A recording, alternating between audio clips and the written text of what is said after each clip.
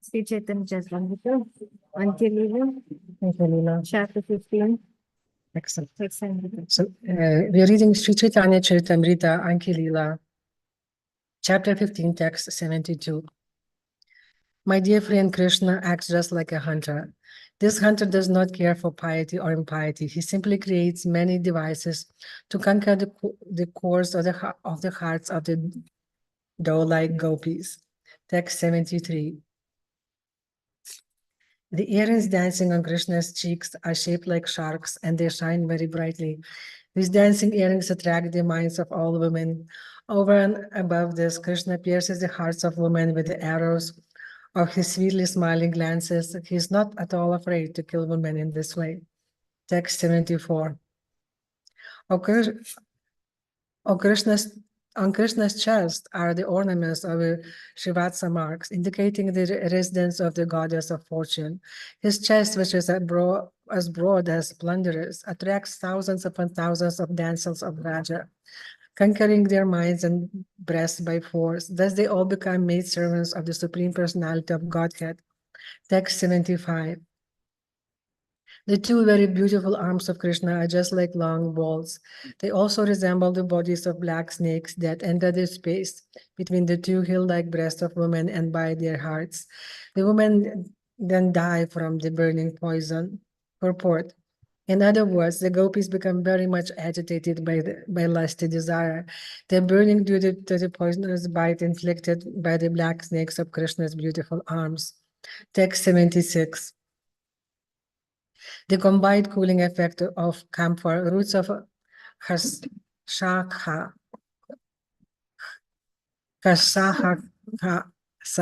and sandalwood is surpassed by the coolness of Krishna's palms and the soles of his feet, which are cooler and more pleasing than millions upon millions of moons.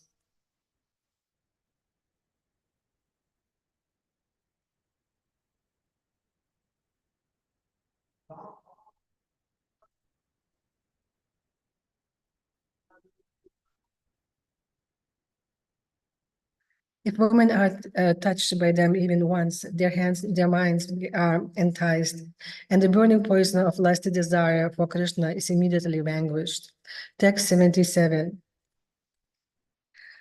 Lamenting in ecstatic love, Sri Chaitanya Mahāprabhu then recited the following verse, which was spoken by Srimati Radharani while exposing the lamentation of her heart to her friend Srimati Śikṣāṣṭaka. Text 78.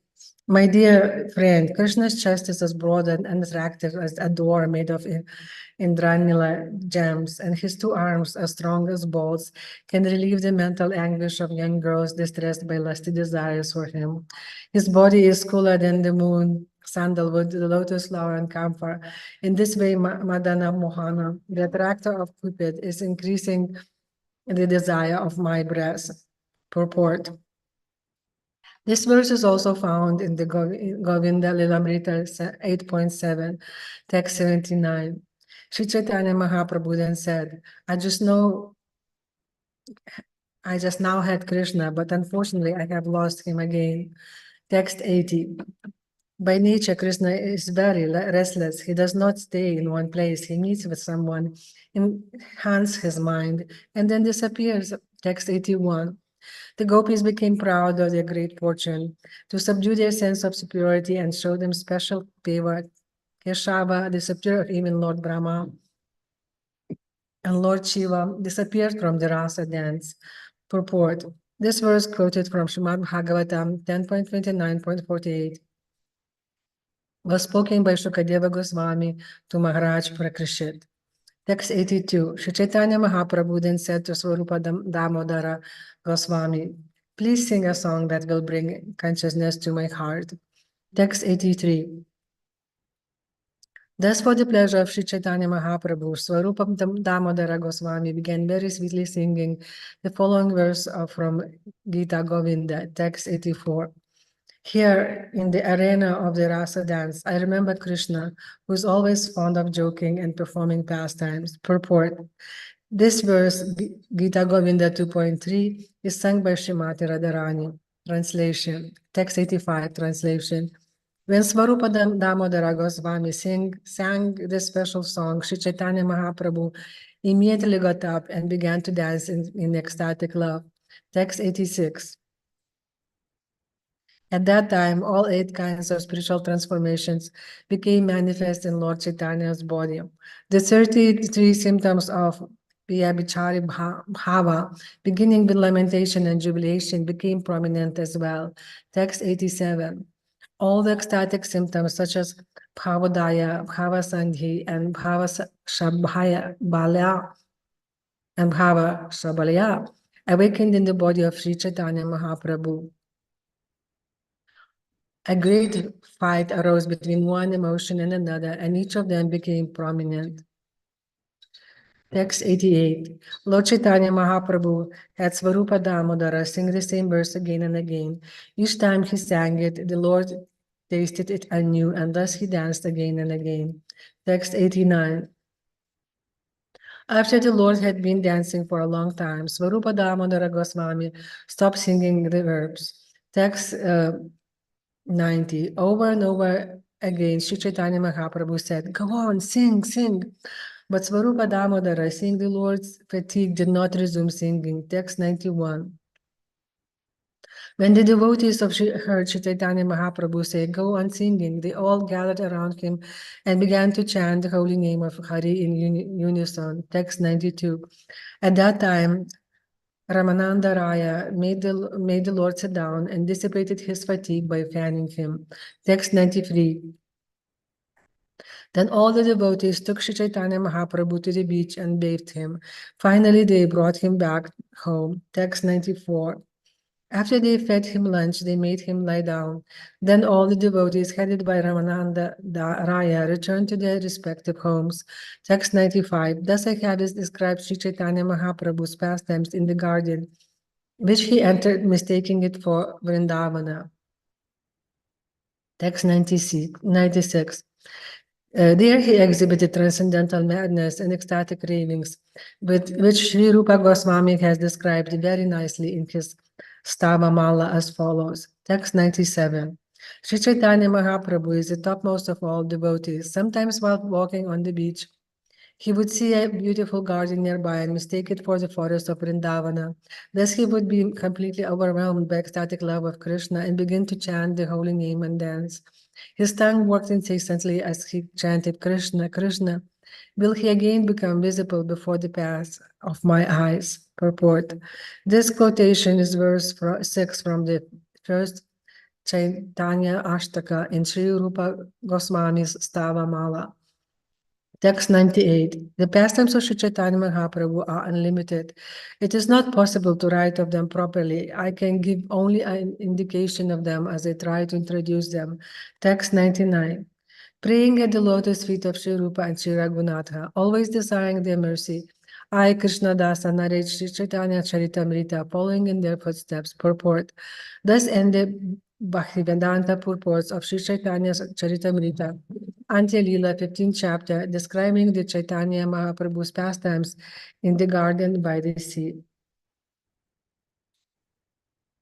Chapter 16. Lord Sri Chaitanya Mahaprabhu tastes nectar from the lips of Lord Sri Krishna. The 16th chapter is summarized by Sri Bhaktivinoda Thakur in his Amrita Pravaha Bhasya.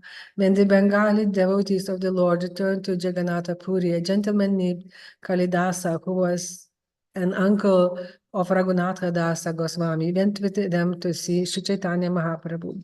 Kalidasa had tasted the remnants of food of all the Vaishnavas in Bengal, even Jadu Thakura.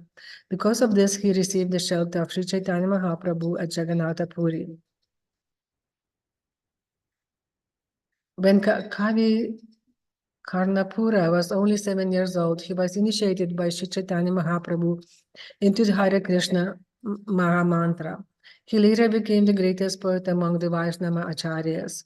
When Sri Chaitanya Mahaprabhu ate the remnants of food known as Palava Bhoga. He described the glories of such remnants of the Lord's food and then fed all the devotees the prasadam. Thus they all tasted Caitanya, the nectar from the lips of Lord Sri Krishna. Text 1. Let me offer my respectful obeisances unto Chaitanya Mahāprabhu, who personally tasted the nectar of ecstatic love of Krishna and then instructed his devotees how to taste it. Thus he enlightened them about ecstatic love of Krishna to initiate them into transcendental knowledge. Text 2. All glories to Sri Chaitanya Mahāprabhu. All glories to Lord Nityananda.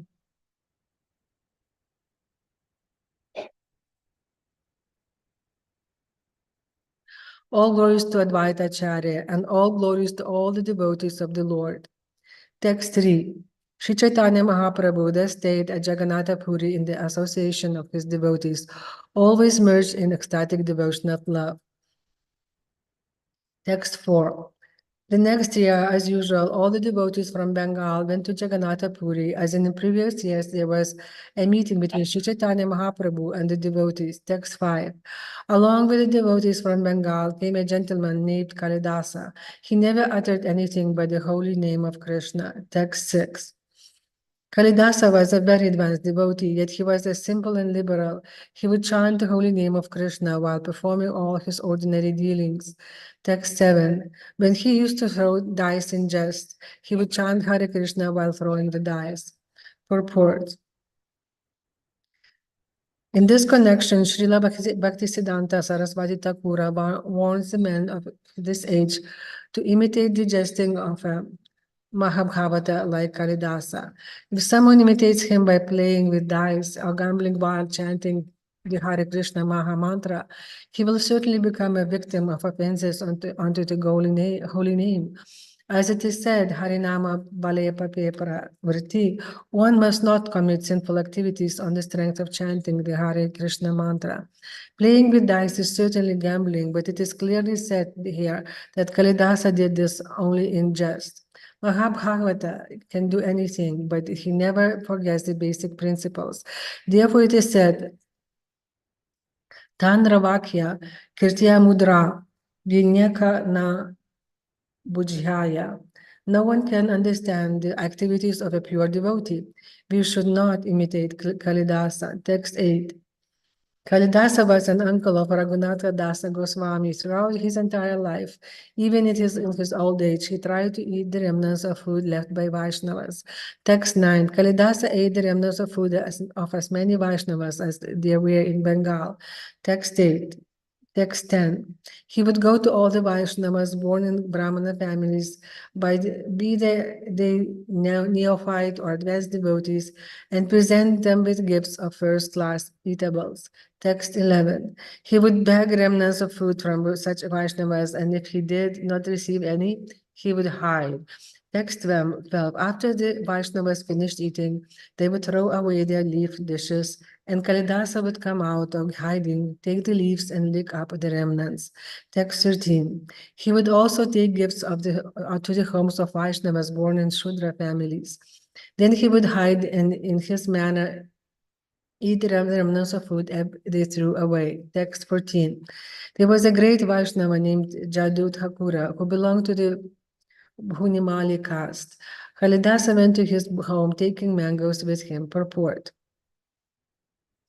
Srila Bhaktisiddhanta Saraswati Thakura remarks, both Kalidasa and Jadu Thakura are worshipped at a place called Shripatabati in the village known as Bhedo or Bhaduya. This village is situated about 3 miles south of the village of Krishnapura, the birthplace of Raghunatha Dasa Goswami, which is about 1 mile west of the Bandel junction of the Burdwan line. A post office there is named Devananda Pura. Jadu Thakura used to worship the deity of Sri Madana Gopala. The deity is still worshipped by one Ramaprasada Dasa, who belongs to the Ramayat community. It is said that the deity worshipped by Kalidasa had been worshipped until recently in the village of Shankha on the bank of Saraswati River, but the deity was taken away by a gentleman named Matilala Satopadhyaya from the village of Triveni. The deity is now being worshipped at his palace. Text 15. Kalidasa presented the mangoes to Jadu Thakura and offered him respectful obeisances. Then he also offered respectful obeisances to the Thakura's wife. Text 16. When Kalidasa went to Jadu Thakura, he saw that saintly person sitting with his wife. As soon as Jadu Thakura saw Kalidasa, he likewise offered his respectful obeisances unto him. Text 17. After a discussion with Kalidasa that lasted for some time, Jadu Thakura spoke with her the following sweet words. Text 18. I belong to a low caste, and you are very respectful, double guest. How shall I serve you? Text 19. If you will permit me, I shall send some food to Brahmana's house, and there you may take prasadam. If you do so, I shall then live very comfortably. Text 20. Kalidasa replied, My dear sir, please bestow your mercy upon me. I have come to see you, although I am very fallen and sinful. Text 21. Simply by seeing you, I have become purified. I am very much obligated to you, for my life is now successful. Text 22. My dear sir, I have one desire. Please be merciful to me by kindly placing your feet upon my head, so that the dust of your feet may touch it. Text 23. Jadu Thakura replied, It does not befit you to ask this of me. I belong to a very low caste family, whereas you are respectable, rich gentleman. Text 24. Kalidasa then recited some verses, which Jadu Thakura was very happy to hear. Text 25. Even though one is a very learned scholar in Sanskrit literature, if he is not engaged in pure devotional service, he is not accepted as my devotee. But if someone born in a family of dog eaters is a pure devotee with no motives for enjoyment through fruitive activity or mental speculation, he is very dear to me. All respect should be given to him, and whatever he offers should be accepted, for such devotees are indeed as worshipable as I am. Purport. This verse spoken by the Supreme Personality of Godhead is found in the Hari Bhakti Vilasa. Text 26. A person may be born in Brahmana family and have all 12 Brahminical qualities, but if in spite of being qualified, he is not devoted to the lotus feet of Lord Krishna, who has navel shaped like a lotus, he is not as good as Kandala, who has dedicated his mind, words, activities, wealth, and life to the service of the Lord. Simply to take birth in a Brahmana family or not to have Brahminical qualities, it is not, or to have Brahminical qualities, it is not sufficient. One must become a pure devotee of the Lord. If Shvapatsa or Kandala is a devotee, he delivers not only himself but his whole family. Whereas a Brahmana, who is not a devotee but simply has Brahminical qualifications, cannot even purify himself, but to speak of his family. Purport. This and the following verse are quoted from Srimad Bhagavatam 7.9.10 and 3.33.7. Text 27. My dear Lord, anyone who always keeps your holy name on his tongue is greater than initiated Brahmana. Although he may be born in a family of dog eaters and therefore by material calculations be the lowest of men, he is glorious nevertheless. That is the wonderful power of chanting the holy name of the Lord. One who chants the holy name is understood to have performed all kinds of austerities. He has studied all the Vedas, he has performed all the great sacrifices mentioned in the Vedas, and he has already taken his bath in all the holy places of pilgrimage. It is he who is actually the Aryan. Text 28. Hearing these quotations from the revealed scripture, Srimad Bhagavatam, Jadu Thakura replied, Yes. This is true, for it is the version of Shastra. It is true, however, for one who is genuinely advanced in devotion to Krishna. Text 29. Such a position may befit others, but I do not possess such spiritual power. I belong to a lower class and have not even a pinch of devotion to Krishna. Purport. In his statement, Jadu Thakur represents himself as being born in a low-caste family and not having the qualifications of bona fide devotee of Lord Krishna. He accepts these statements declaring a low-born person highly exalted if he is a Vaishnava. However, he feels that these descriptions from Srimad Bhagavatam appropriately describe others, but not himself. Jadu Thakur's attitude is quite befitting a real Vaishnava, for a Vaishnava never considers himself exalted, even if he factually is. He is always meek and humble and never thinks that he is an advanced devotee. He assigns himself to a lower position, but that does not mean he is indeed low. Sanatana Goswami once said that he belonged to a low caste family, for although he was born in a Brahmana family, he had associated with Mlekas and Yamanas in his service as a government minister. Similarly, Jadu Thakur represented himself as someone who belonged to a low caste, but he was actually elevated above many persons born in Brahmana families. Not only is there evidence for this in Srimad Bhagavatam, as quoted by Kalidasa in verses 26 and 27, but there is also considerable evidence for this conclusion in other Shastras.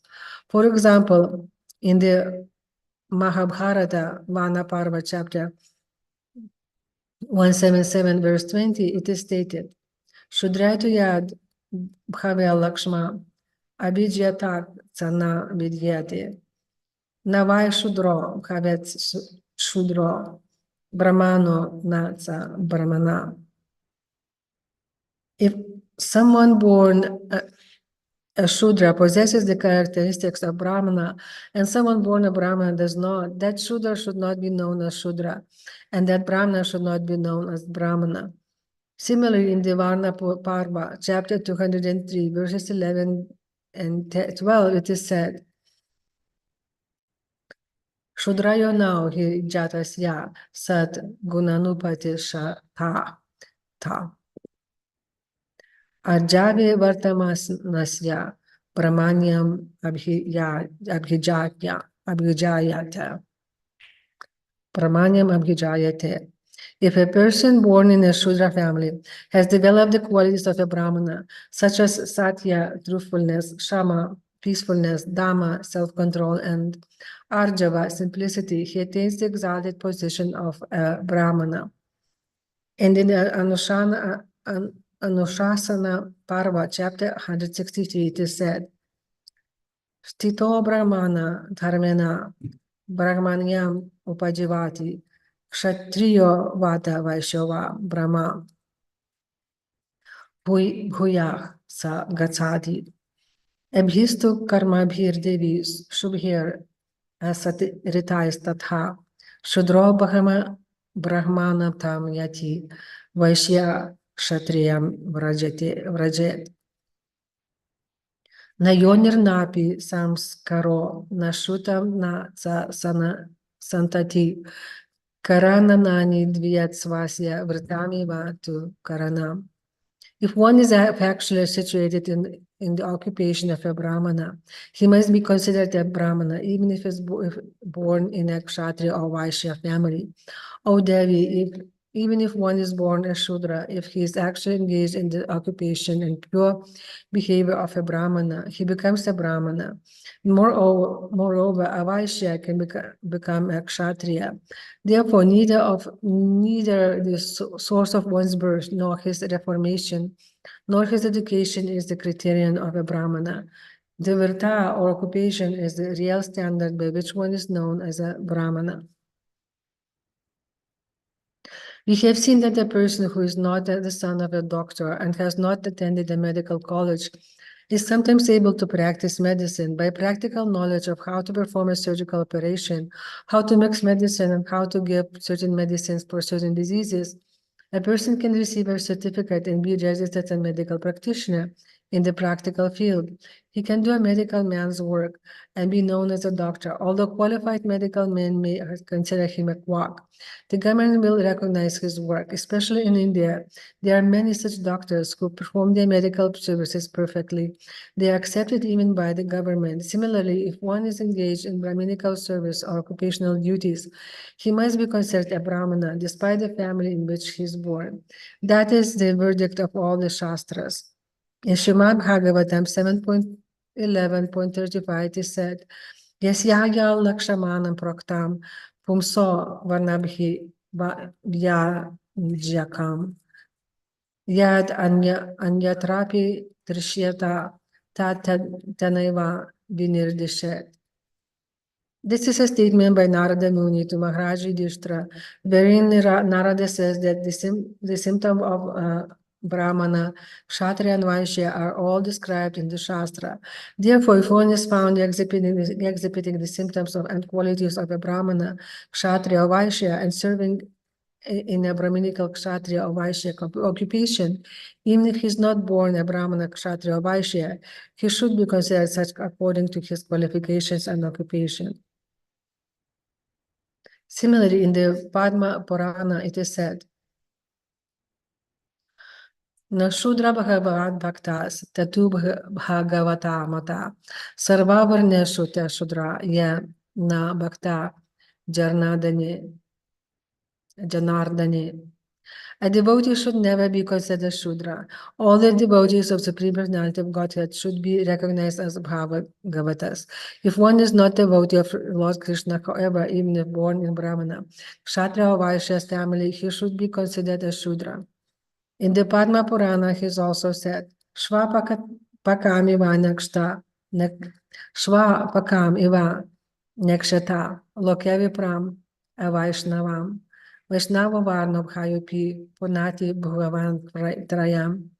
If a person born in Brahmana family is a Vaishnava, a non-devotee, one should not see his face exactly as one should not look up upon the face of a Khandala, a dog eater, or dog eater.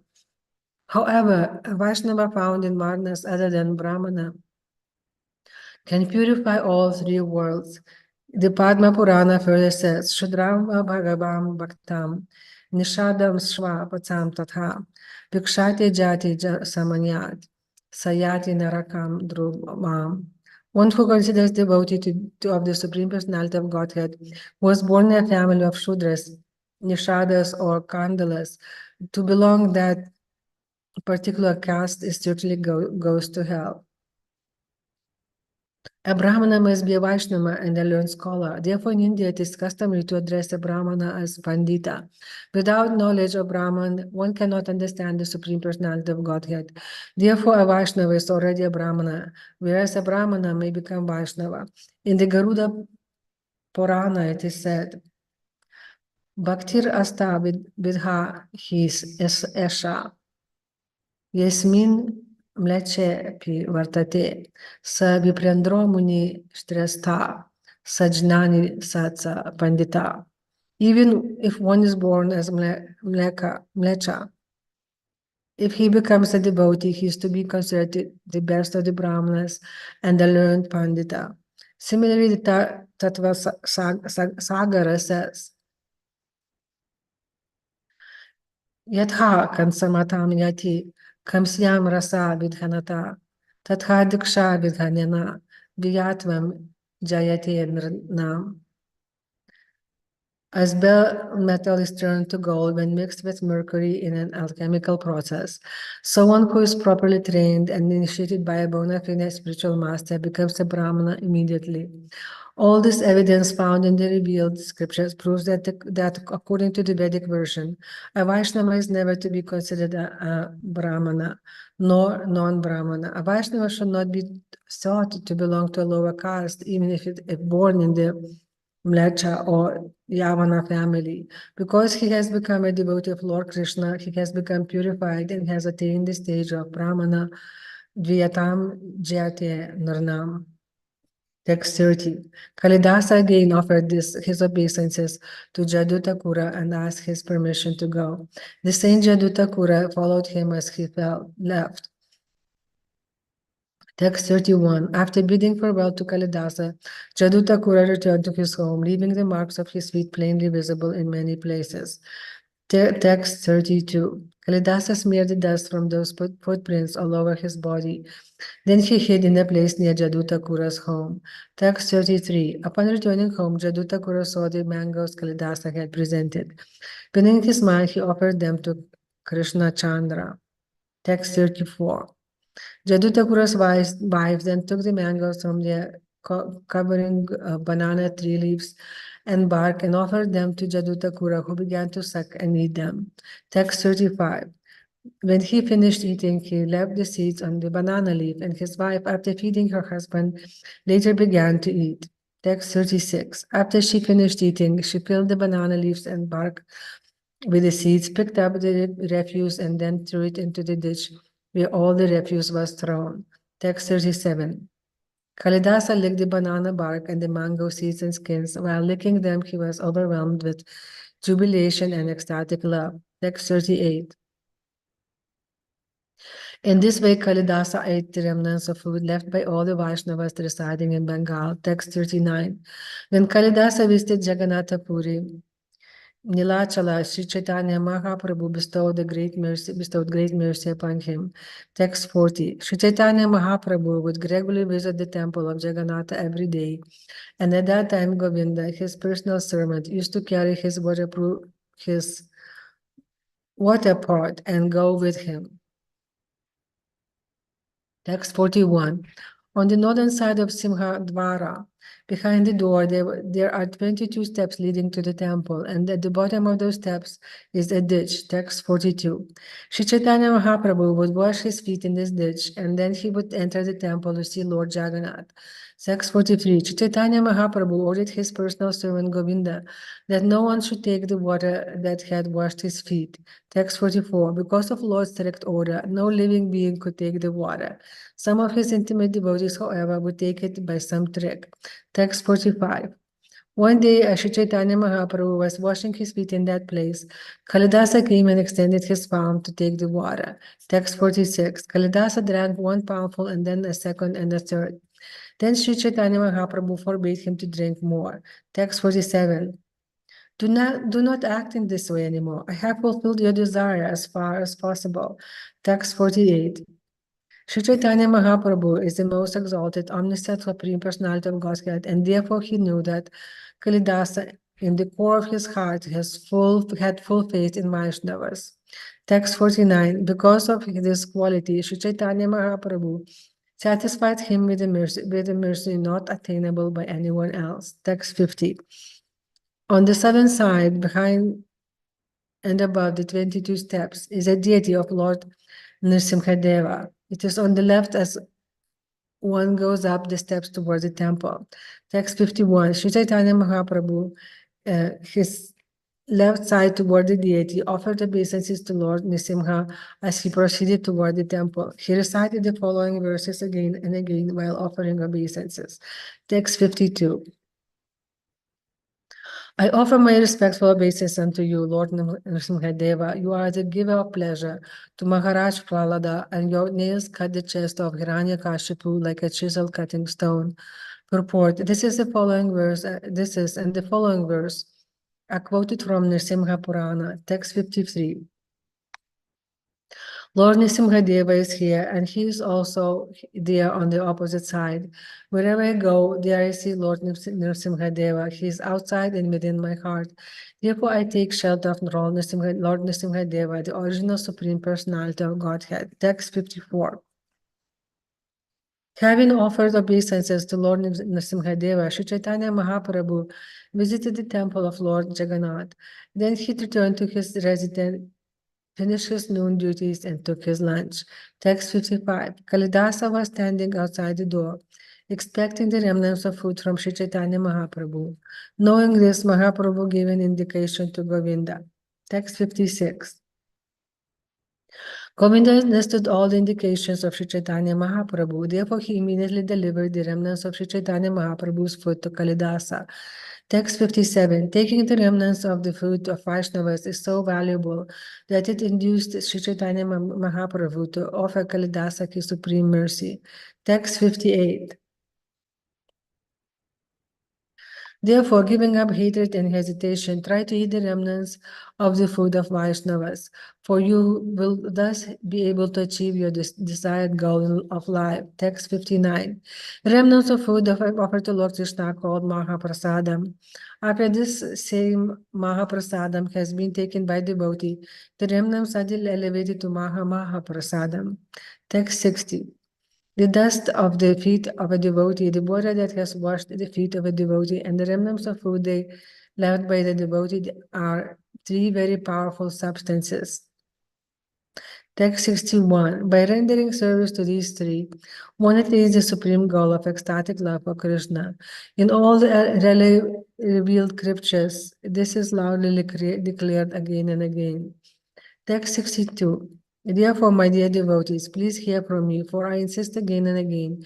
Please keep faith in these three and render service to them without hesitation. Text 63. From these three, one achieves the highest goal of life, ecstatic love of Krishna. This is the greatest mercy of Lord Krishna. The evidence is Kalidasa himself. Text 64. In this way, Sri Chaitanya Mahaprabhu remained at Jagannath Puri, Nilachala, and he invisibly bestowed great mercy upon Kalidasa. Text 65. That year, Shivananda Sena brought with him his wife and the youngest son, Puridasa. Text 66. Taking his son, Shivana Sena went to see Sri Chaitanya Mahaprabhu at his residence. He made his son offer respectful obeisances at the lotus feet of the Lord. Text 67. Again and again, Sri Chaitanya Mahaprabhu asked the boy to chant the name of Krishna, but the boy would not utter the holy name. Text 68. Although Shivananda Sena tried with much endeavor to get his boy to speak Krishna's holy name, the boy would not utter it. Text 69. Sri Chaitanya Mahaprabhu said, I have induced the whole world to take to the holy name of Krishna. I have induced even the trees and the movable plants to chant the holy name. Text 70. But I could not induce this boy to chant the holy name of Krishna. Hearing this, Swarupa Damodara Goswami began to speak. Text 71. My lord, he said, you have given him initiation into the name of Krishna, but after receiving the mantra, he will not express it in front of everyone. Text 72. This boy chants the mantra within his mind, but does not say it out aloud. That is his intention, as far as I can guess. Text 73. Another day, when Sri Chaitanya Mahaprabhu said to the boy, recite, my dear Puridasa, the boy composed the following verse and expressed it before everyone. Text 74. Lord Shri Krishna is just like a bluish lotus flower for the ears, his ointment for the eyes, a necklace of Indra-Nila gems for the chest, and universal ornaments for the gopi damsels of Vrindavana. Let that Lord Sri Hari Krishna be glorified. Text 75. Although the boy was only 7 years old and still had no education, he composed such a nice verse. Everyone was struck with wonder.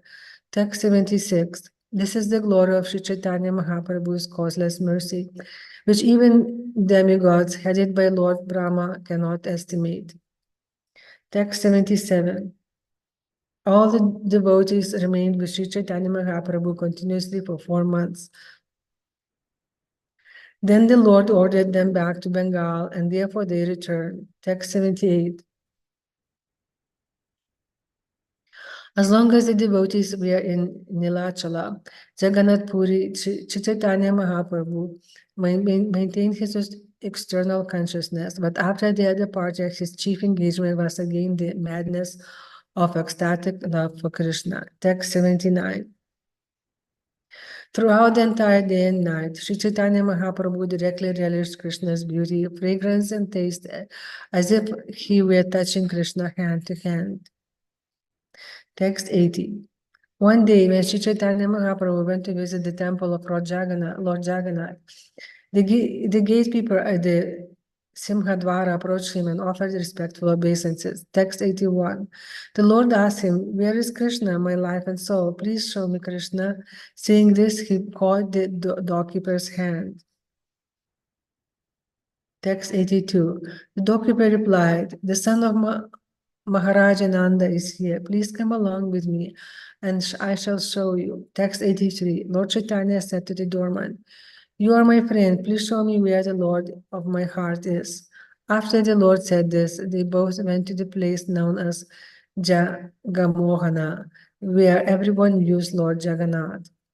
Text 84. "Just see," the doorkeeper said. "Here is the best of the personalities of Godhead. From here you may see the Lord to the full satisfaction of your eyes." Text 85. Sri Caitanya Mahāprabhu stayed behind a huge column called the Garuda Samha and looked upon Lord Jagannath. But as he looked, he saw the Lord Jagannath had become Lord Krishna with his flute to his mouth. Text 86.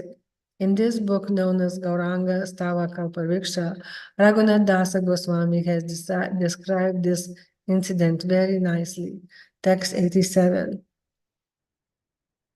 "My dear friend and the doorkeeper, where is Krishna, the Lord of my heart? Kindly show him to me quickly." With these words, Lord Sri Caitanya Mahaprabhu addressed the doorkeeper like a madman.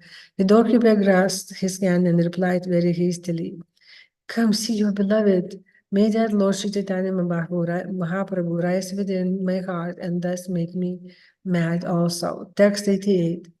The offering of food known as Gopala Alabha Bhoga was then given to Lord Jagannath, and Arti was performed with the sound of the conch and the ringing of bells.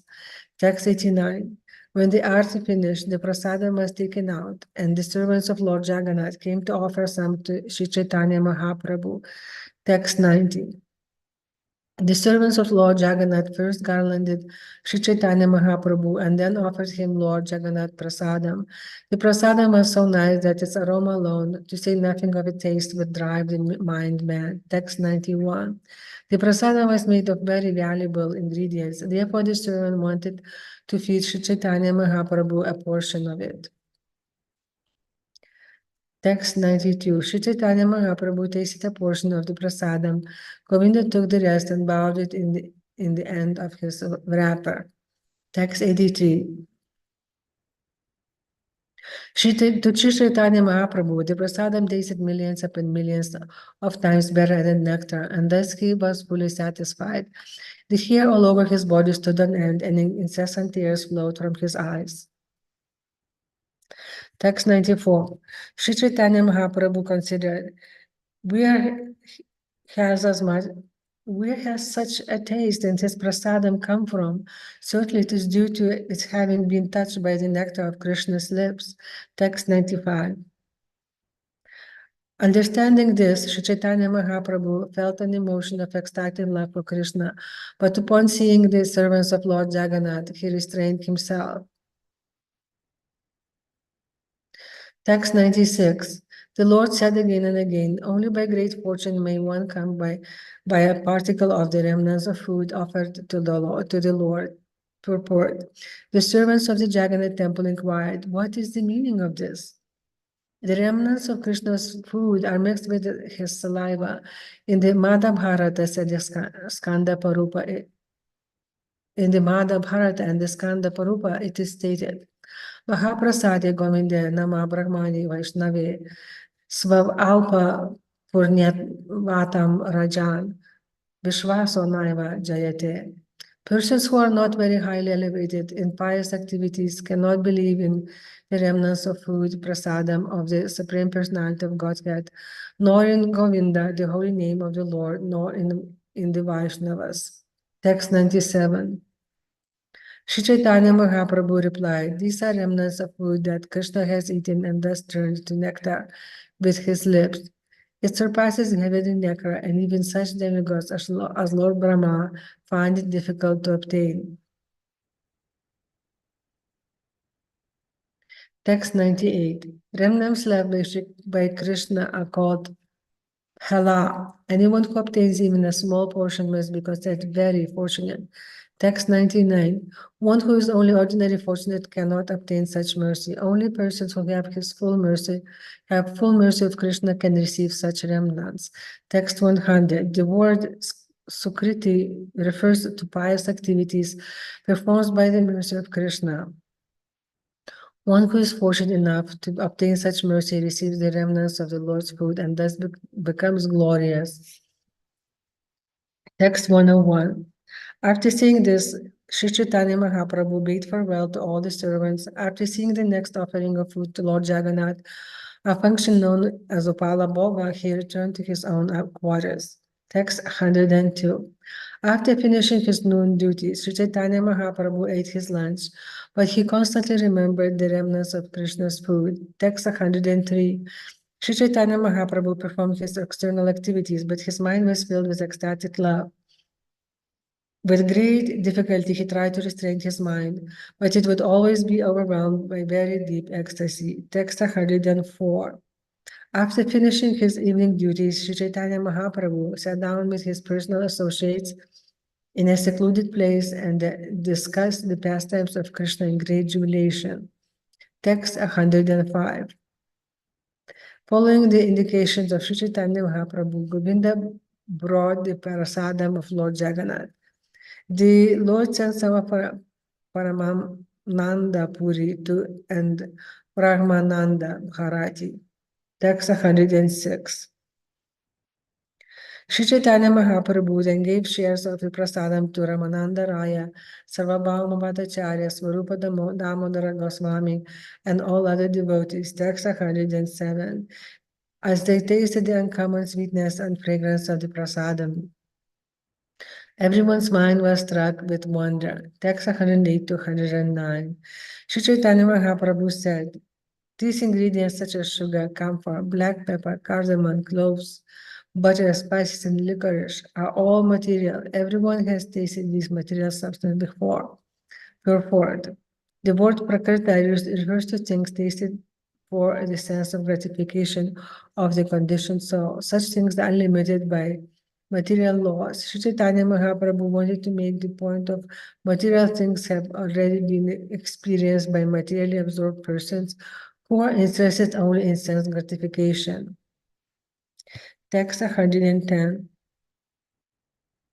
However, the Lord continued, in these ingredients there are extraordinary taste and uncommon fragrances. Just taste them and see the difference in their experience. Text 111. Apart from the taste, even the fragrance pleases the mind and makes one forget any other sweetness besides his own. Text 112. Therefore, it is to be understood that the spiritual nectar of Krishna's lips has touched these ordinary ingredients and transferred to them all the spiritual qualities. Purport. Since everyone had previously tasted these ingredients, why had they become extraordinary and spiritually delicious? This was proof that food prasadam becomes uncommonly flavorful and delicious by touching Krishna's lips. Text 113. A fragrance and taste that are uncommon and greatly enchanting, and thus make one forget all the experiences and are attributes of Krishna's lips. Text 114. This prasadam has been made available only as a result of many pious activities. Now taste it with great faith and devotion. Text 115. Loudly chanting the holy name of Hari, all of them tasted the prasadam. As they tasted it, their minds became mad in the ecstasy of love. Text 116. In ecstatic love, Sri Caitanya Mahāprabhu ordered Ramananda Raya to recite some verses. Thus Ramananda Raya spoke as follows. Text 117. O hero of charity, please deliver unto us the nectar of your lips. The nectar increases lusty desires for enjoyment and diminishes lamentation of the material world. Kindly give us the nectar of your lips, which are touched by your transcendentally vibrating flute, for that nectar makes all human beings forget all other attachments. Purport. This is a quotation from Srimad Bhagavatam 10.21.14, text 118. Upon hearing Ramananda Raya quote this verse, Sri Chaitanya Mahaprabhu was very satisfied. Then he recited the following verse, which had been spoken by Srimati Radharani in great anxiety. Text 119. My dear friend, all surpassing nectar from the lips of the Supreme Personality of Godhead, Krishna, can be obtained only after many, many pious activities. For the beautiful gopis of Vrindavana, that nectar vanquishes the desire for all other tastes. Madana Mohana always choose pan that surpasses the nectar of heaven. He's certainly increasing the desires of my tongue. Purport. This verse is found in Govinda Lilamrita 8.8. Text 120. After saying this, Sri Chaitanya Mahaprabhu was overwhelmed by the ecstatic loving emotions.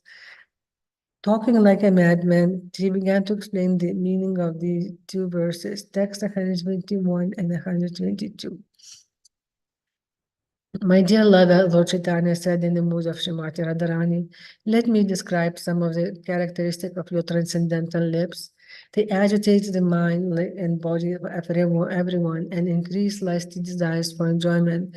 They destroy the burden of material happiness and lamentation, and they make one forget all material tastes. The whole world falls under their control. They vanquish shame, religion, and patience, especially in women. Indeed, they inspire madness in the minds of all women. Your lips increase the greed of the tongue and thus attracted. In considering all this, you see that all the activities of your transcendental lips are always paradoxical. Text 123.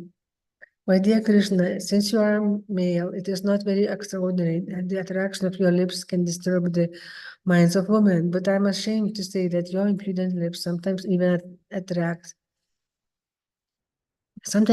even your flute, which is also considered a male. It likes to drink the nectar of your lips, and thus it also forgets all other tastes. Text 124. Aside from conscious living beings, even unconscious matter is sometimes made conscious by your lips. Therefore, your lips are great magicians. Paradoxically, although your flute is nothing but a dry wood, your lips constantly make it drink the nectar. They create a mind and senses in the dry wooden flute and give it transcendental bliss. Text 125. That flute is very cunning male who drinks again and again the taste of another male's lips. It advertises its qualities and says to the gopis, "Oh gopis, if you are so proud of being women, come forward and enjoy your property, the nectar of the lips of the Supreme Personality of Godhead." Text 126. Thereupon the flute said angrily to me, "Give up your shame, fear, and religions, and come drink the lips of Krishna. On that condition, I shall give up my attachment for them. If you do not give up your shame and fear, however, I shall continuously drink the nectar of Krishna's lips. I'm slightly fearful because you also have the right to drink that nectar, but as for the others, I consider them like straw." Text 127. The nectar of Krishna's lips, combined with the vibration of his flute, attracts all the people of all three worlds. But if we gopis remain patient out of respect for religious principles, the flute then criticizes us. Text 128. The nectar of your lips and the vibration of your flute join together to loosen your belts and induce us to give up shame and religion even before our superiors. As if catching us by our hair, they forcibly take us away and deliver us unto you to become your maidservants. Hearing of these incidents, people laugh at us. We have thus become completely subordinate to the flute. Text 129. This flute is nothing but a dry stick of bamboo, but it becomes our master and insults us in so many ways that it forces us into a predicament. What can we do but tolerate it? The mother of the thief cannot cry loudly for justice when the thief is punished. Therefore, we simply remain silent. Text 130. Such is the policy of these lips. Just consider some other injustices. Everything that touches those lips, including food, drink, and battle, becomes just like nectar. It is then called Krishna Phala. Krishna Pala, or remnants left by Krishna. Text 131. Even after much prayer, the demigods themselves cannot obtain even a small portion of the remnants of such food. Just imagine the pride of those remnants. Only a person who has acted piously for many, many births and has thus become a devotee can obtain the remnants of such food. Text 132. The betel chewed by Krishna is priceless, and the remnants of such chewed betel from his mouth are said to be the essence of nectar. When the gopis accept these remnants, their mouths become his spittoons. Text 133. Therefore, my dear Krishna, please give up all these tricks you have set up so expertly.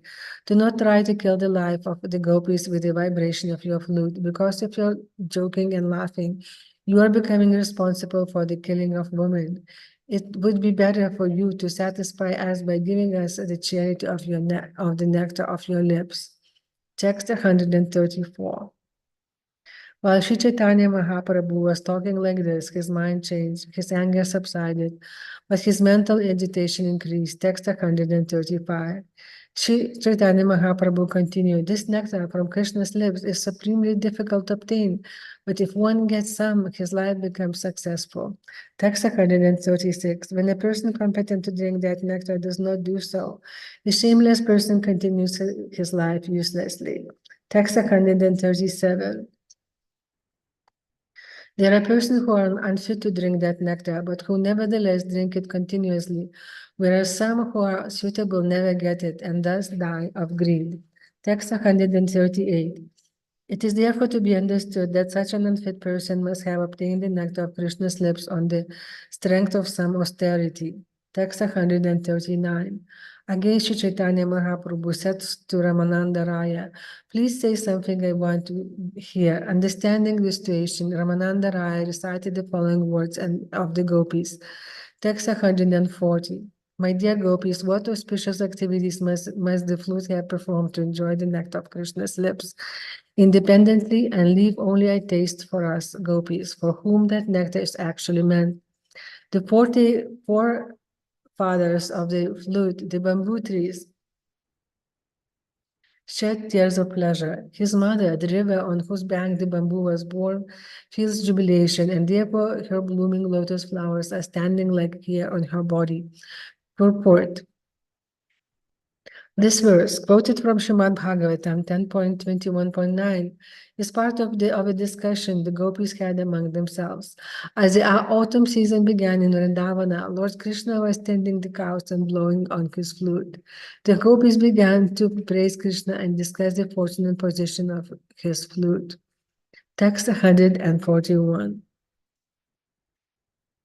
Upon hearing the recitation of this verse, Sri Caitanya Mahāprabhu became absorbed in ecstatic love, and with a greatly agitated mind, he began to explain its meaning like a madman.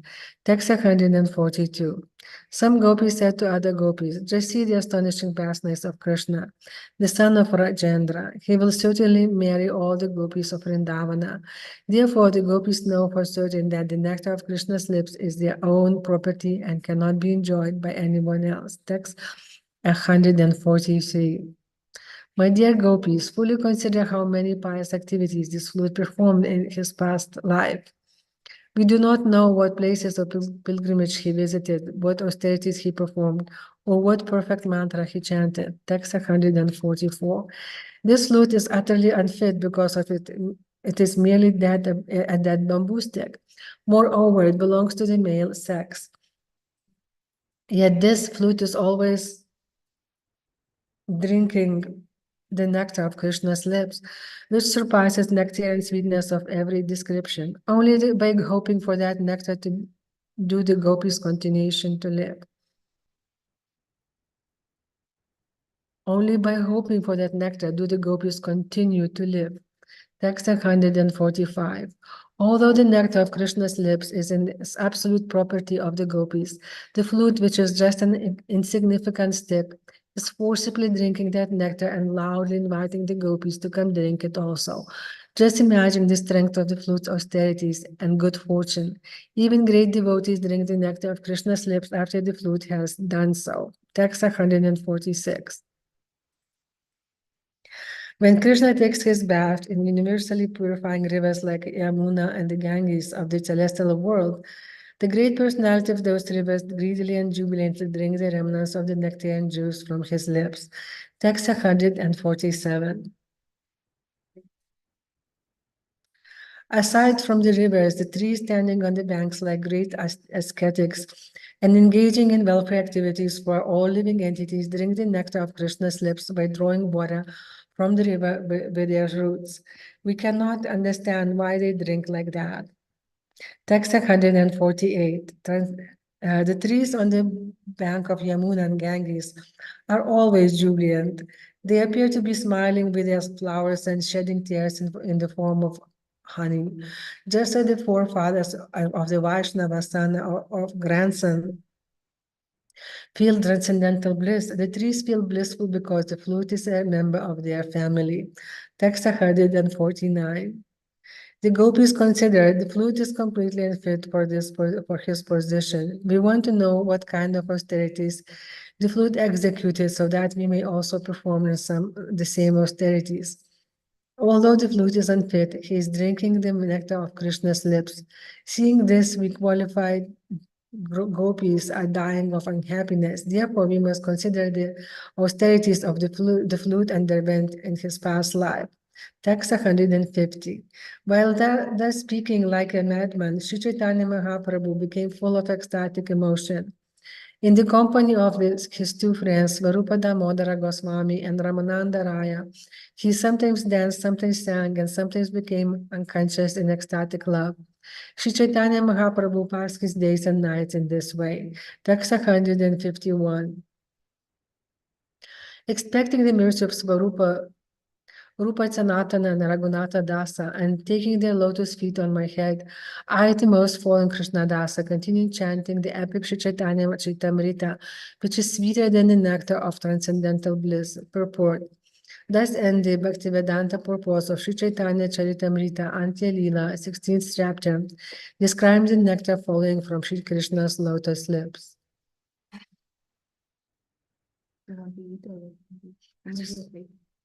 Yeah, I kind of like a little break, like 15 minutes.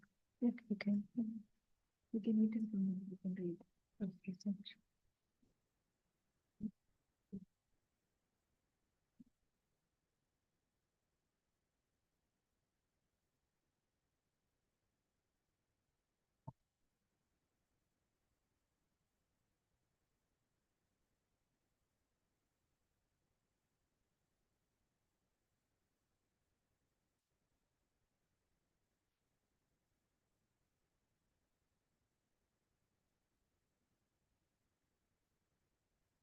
Chapter 17. The bodily transformations of Sri Chaitanya Mahaprabhu. Srila Bhaktivinoda Thakur gives the following summary of the 17th chapter in the Amrita Pravaha Bhasya. Absorbed in transcendental ecstasy, Sri Chaitanya Mahaprabhu went out one night without opening the doors to his room. After crossing over 3 walls, he fell down among some cows belonging to the district of Tailanga. There he remained unconscious, assuming the aspect of a tortoise. I am simply trying to write about Lord Gauranga's transcendental activities and spiritual madness, which was very wonderful and uncommon.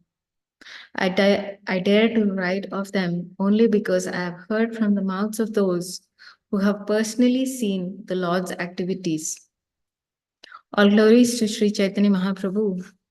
All glories to Lord Nityananda. All glories to Advaita Acharya. And all glories to all the devotees of the Lord. Absorbed in ecstasy, Sri Chaitanya Mahaprabhu acted and talked like a madman day and night. In the company of Swarup Damodar Goswami and Ramananda Rai, Sri Chaitanya Mahaprabhu once passed half the night talking about the pastimes of Lord Krishna.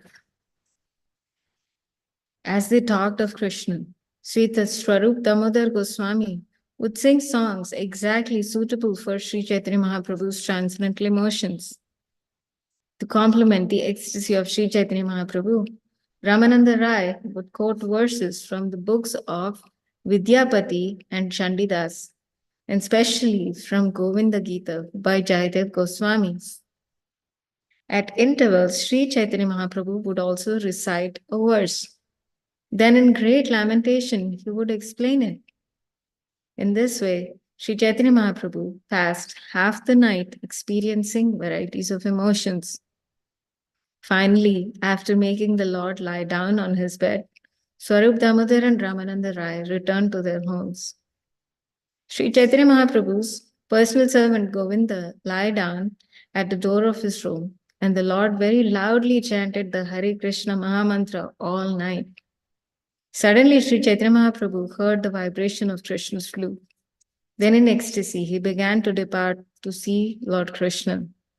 All the three doors were fastened as usual, but Sri Chaitanya Mahaprabhu, in great ecstasy, nonetheless got out of the room and left the house. He went to a cowshed on the southern side of the Simhadwara. There, the Lord fell down unconscious among cows from the district of Tailanga. Meanwhile, not hearing any sounds from Sri Chaitanya Mahaprabhu, Govinda immediately sent for Swarup Damodar and opened the doors. Then Swarup Damodar Goswami lit a torch and went out with all the devotees to search for Sri Chaitanya Mahaprabhu. After searching here and there, they finally came to the cowshed near the Simhadwara. There they saw Sri Chaitanya Mahaprabhu lying unconscious among the cows. His arms and legs had entered the trunk of his body exactly like those of a tortoise. His mouth was foaming. There were eruptions on his body and tears flowing from his eyes. As the Lord lay unconscious, his body resembling a large pumpkin, ex- externally he was completely inert, but within he felt overwhelming transcendental bliss. All the cows around the Lord were sniffing his transcendental body. When the devotees tried to check them, they refused to give up their association with the transcendental body of Sri Chaitanya Mahaprabhu. The devotees tried to rouse the Lord by various means, but his consciousness did not return. Therefore, they all lifted him and brought him back home. All the devotees began to chant the Hare Krishna mantra very loudly in the Lord's ears. And after a considerable time, Sri Chaitanya Mahaprabhu regained consciousness. When he regained consciousness, his arms and legs came out of his body, and his whole body returned to normal. Sri Chaitanya Mahaprabhu stood up and then sat down again. Looking here and there, he inquired from Sri Swarup Damodar, "Where have you brought me?" After hearing the vibration of a flute, I went to Vrindavan, and there I saw that Krishna, the son of Maharaj Nanda, was playing on his flute in the pasturing grounds. He brought Srimati Radharani to a bower by signaling with his flute. Then he entered within the bower to perform pastimes with her. I entered the bower just behind Krishna, my ears captivated by the sound of his ornaments. I saw Krishna and the gopis enjoying all kinds of pastimes while laughing and joking together. Hearing their vocal expression enhanced the joy of my ears. Just then, all of you made a tumultuous sound and brought me back here by force. Because you brought me back here, I could no longer hear the nectarian voices of Krishna and the gopis, nor could I hear the sounds of their ornaments or the flute. In great ecstasy, Sri Chaitanya Mahaprabhu said to Swarup Damodar in a faltering voice, "My ears are dying of thirst. Please recite something to quench this thirst. Let me hear it." Understanding the ecstatic emotions of Sri Chaitanya Mahaprabhu, Swarup Damodar in a sweet voice recited the following verse from Srimad Bhagavatam. "My dear Lord, where is that woman within the three worlds who would not be captivated by the rhythms of the sweet songs coming from your wonderful flute? Who would not fall down from the path of chastity in this way? Your beauty is the most so sublime within the three worlds. Upon seeing your beauty, even cows, birds, animals, and trees in the forest are stunned in jubilation." Purport: This verse is from Srimad Bhagavatam 10:29-40. Text 32. Upon hearing this verse, Sri Chaitanya Mahaprabhu, overwhelmed with the ecstasy of the gopis, began to explain it. Sri Chaitanya Mahaprabhu said, the gopis entered the arena of the rasa dance in ecstasy. But after hearing Krishna's words of negligence and detachment, they understood that he was going to renounce them. Thus, they began to chastise him in anger. Oh, dear lovers, they said, please answer just one question. Who among all the youthful women within this universe is not attracted by the sound of your flute? When you play your flute, the vibration acts like a messenger in the form of a yogini, perfect in the art of chanting mantras. This messenger enchants all the women in the universe and attracts them to you. Then she increases their great anxiety and induces them to give up the regulative principles of obeying superiors. Finally, she forcibly brings them to you to surrender in amorous love. The vibration of your flute, accompanied by your glance, which pierces us forcibly with the arrows of lust, induces us to ignore the regulative principles of religious life. Thus, we become excited by lusty desires and come to you, giving up all shame and fear. But now you're angry with us. You're finding fault with our violating regulative principles and leaving our homes and husbands. As you instructed us about religious principles, we became helpless. We know that this is a well planned trick. You know how to make jokes that cause the complete annihilation of women. But we can understand that your real mind, words, and behavior are different. Therefore, please give up all these clever tricks.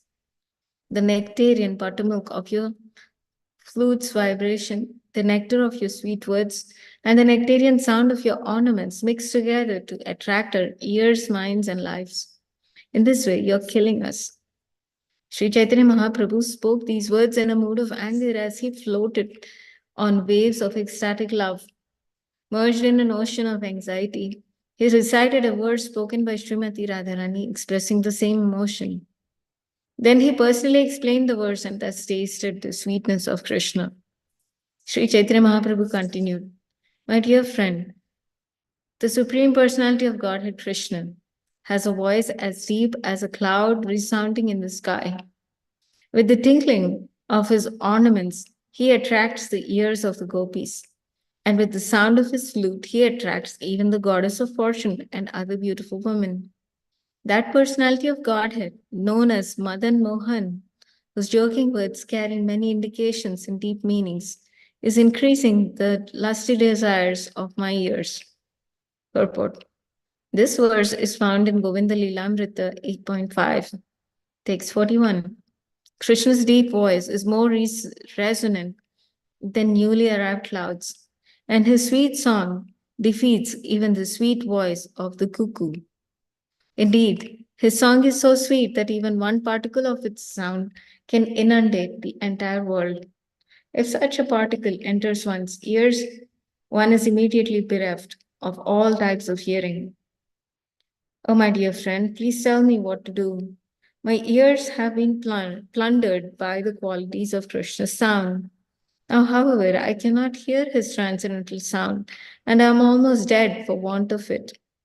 The tinkling of Krishna's ankle bells surpasses the songs of even the swan and crane. The sound of his bangles puts the singing of the Chataka bird to shame. Having allowed these sounds to enter the ears even once, one cannot tolerate hearing anything else. Krishna's speech is far sweeter than nectar. Each of his jubilant words is full of meaning, and when his speech mixes with his smile, which is like camphor, the resultant sound and the deep meaning of Krishna's words create various transcendental mellows. One particle of that transcendental blissful nectar is the life and soul of the ear, which is like a chakora bird that lives in hope of tasting that nectar. Sometimes, by good fortune, the bird can taste it, But at other times, he unfortunately cannot and almost dies of thirst. The transcendental vibration of Krishna's flute disturbs the hearts of women all over the world, even if they hear it only once. Thus, their fastened belts become loose, and these women become unpaid maidservants of Krishna. Indeed, they run towards Krishna exactly like mad women. When she hears the vibration of Krishna's flute, even the goddess of fortune comes to him, greatly hoping for his association. But nonetheless, she does not get it. When the waves of thirst for his association increase, she performs austerities, but she cannot meet him. Only the most fortunate can hear these four nectarian sounds Krishna's words, the tinkling of his ankle bells, his voice, and the vibration of his flute. If one does not hear these sounds, his ears are as useless as small conch shells with holes. While Sri Chaitanya Mahaprabhu lamented in this way, agitation and ecstasy awoke in his mind, and he became very restless. Many transcendental ecstasies combined in him, including anxiety, lamentation, attention, eagerness, fear, determination, and remembrance. The aggregate of all these ecstasies once awoke a statement by Srimati Radharani in the mind of Bilmamangal Thakur, Lila Sukha. In the same ecstatic mood, Sri Chaitanya Mahaprabhu now recited that verse, and on the strength of madness, he described its meaning, which is unknown to people in general. Sri Chaitanya Mahaprabhu said, Alas, what shall I do? To whom shall I speak? Let whatever I have done in hopes of meeting Krishna be finished now. Please say something auspicious. Do not speak about Krishna. Alas, Krishna is lying within my heart like Cupid. Therefore, how can I possibly give up talking of him? I cannot forget Krishna, whose smile is sweeter than sweetness itself, and who gives pleasure to my mind and eyes. Alas, my great thirst for Krishna is increasing moment by moment. This statement by Srimati Radharani is quoted from Krishna Karnamrita 42, text 52. The anxiety caused by separation from Krishna has made me impatient, and I think of no way to meet him. O friends, you're all deranged by lamentation. Who therefore will tell me how to find him? O my dear friends, how shall I find Krishna? What shall I do? Where shall I go? Where can I meet him? Because I cannot find Krishna. My life is leaving me. Suddenly, Sri Chaitanya Mahaprabhu became calm and considered his state of mind. He remembered the words of Pingala, and this aroused an ecstasy that moved him to speak. Thus, he explained the meaning of this verse. Purport. Pingala was a prostitute who said to hope against hope produces only misery. Utter hopelessness is the greatest happiness. Remembering this statement, Sri Chaitanya Mahaprabhu became ecstatic. The story of Pingala is found in Srimad Bhagavatam, 11th canto, 8th chapter, verses 22 to 44, as well as in the Mahabharata Shanti Parva, chapter 174. Text 55, Sri Chaitanya Mahaprabhu said, If I give up hope of meeting Krishna, I shall then be happy. Therefore, let us stop this most inglorious discussion of Krishna. It would be better for us to talk of glorious topics and forget him. While speaking in this way, Srimati Radharani suddenly remembered Krishna. Indeed, he appeared within her heart. Greatly astonished, she told her friends, The person I want to forget is lying in my heart. Srimati Radharani's ecstasy also made her think of Krishna as Cupid, and this understanding frightened her. She said, This Cupid who has conquered whole world entered my heart and is my greatest enemy, for he does not allow me to forget him. Then great eagerness conquered all other soldiers of ecstasy, and an uncontrolled desire arose in the kingdom of Srimati Radharani's mind. Greatly unhappy, she then chastised her own mind. If I do not think of Krishna, my impoverished mind will die within a moment like a fish out of water. But when I see Krishna's sweetly smiling face, my eyes and eyes are my mind and eyes are so pleased that my desire for him redoubles. Alas, where is Krishna, the treasure of my life? Where is the lotus-eyed one? Alas, where is the divine ocean of all transcendental qualities? Alas, where is the beautiful blackish youth dressed in yellow garments? Alas, where is the hero of the rasa dance? Where shall I go? Where can I find him? Find you? Please tell me, I shall go there. Speaking in this way, Sri Chaitanya Mahaprabhu began running. But Swarup Damodar Goswami stood up, caught him, and took him on his lap. Then Swarup Damodar brought him back to his place and made him sit down. Suddenly, Sri Chaitanya Mahaprabhu returned to external consciousness and said to Swarup Damodar Goswami, "My dear Swarup, please sing some sweet songs." The Lord's ears were satisfied when he heard Swarup Damodar sing songs from the Gita Govinda and those by the poet Vidyapati. Every day and night, Sri Chaitanya Mahaprabhu would become deranged in this way and talk like a madman. Even Anantadeva, who possesses thousands of mouths, cannot fully describe the ecstatic transformations that Sri Chaitanya Mahaprabhu experienced in a single day. What can a poor creature like me describe of those transformations? I can only I can give only a hint of them, as if showing the moon through the branches of a tree. This description, however, will satisfy the mind and ears of anyone who hears it, and he'll be able to understand these uncommon activities of deep ecstatic love for Krishna. Ecstatic love for Krishna is wonderfully deep.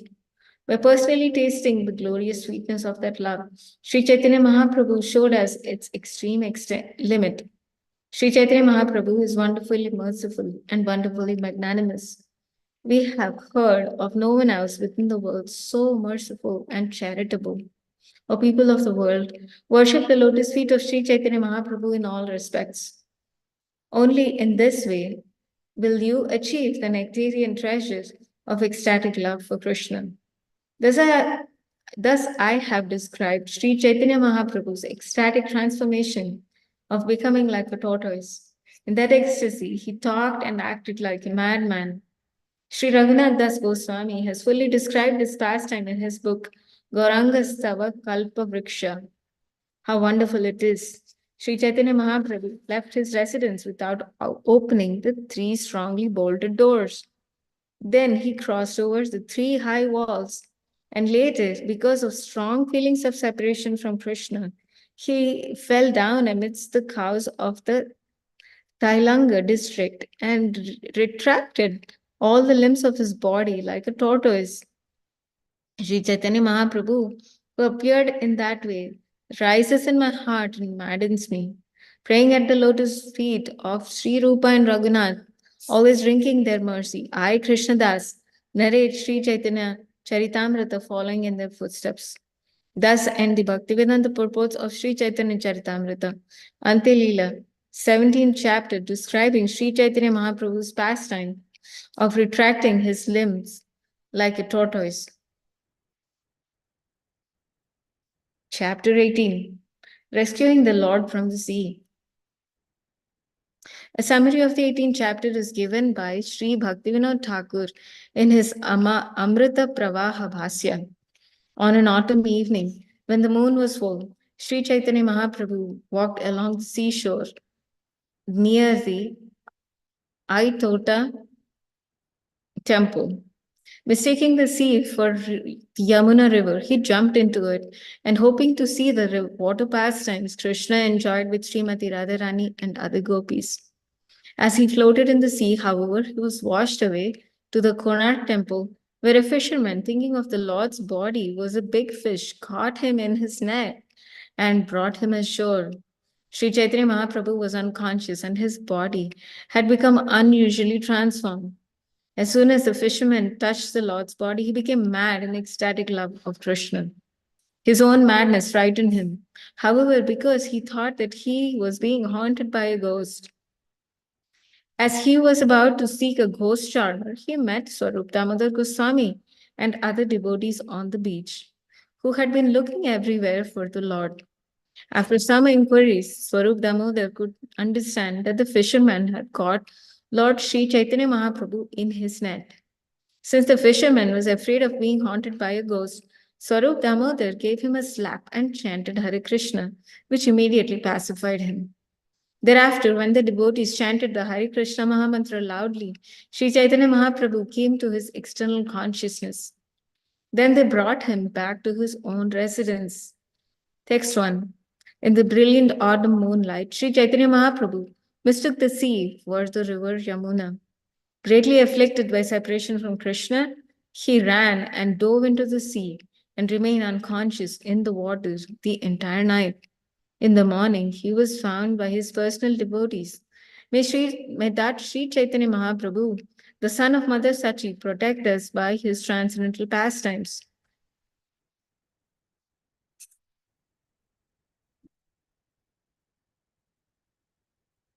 You can read from text 1. Text 1. Yeah. I read text 1, but I think it would be nice.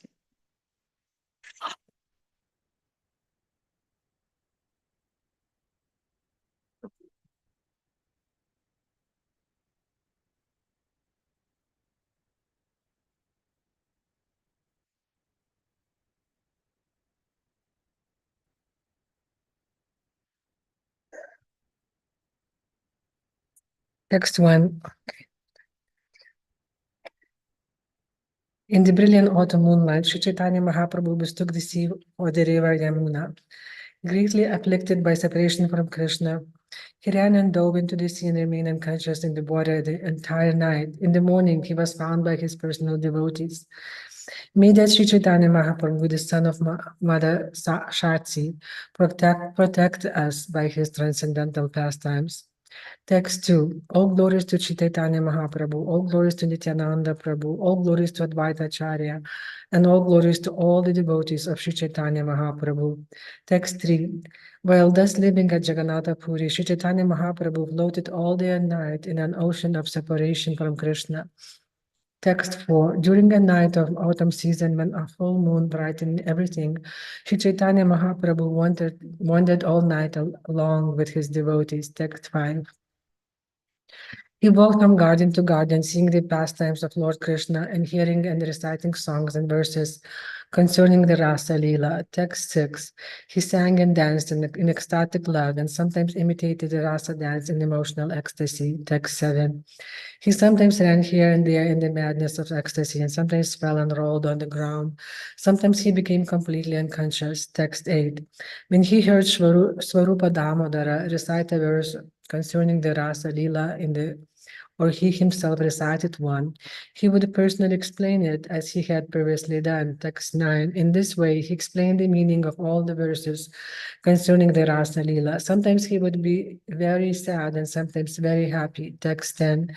To explain fully all those verses and all the transformations that took place in Lord's body would require a very large volume.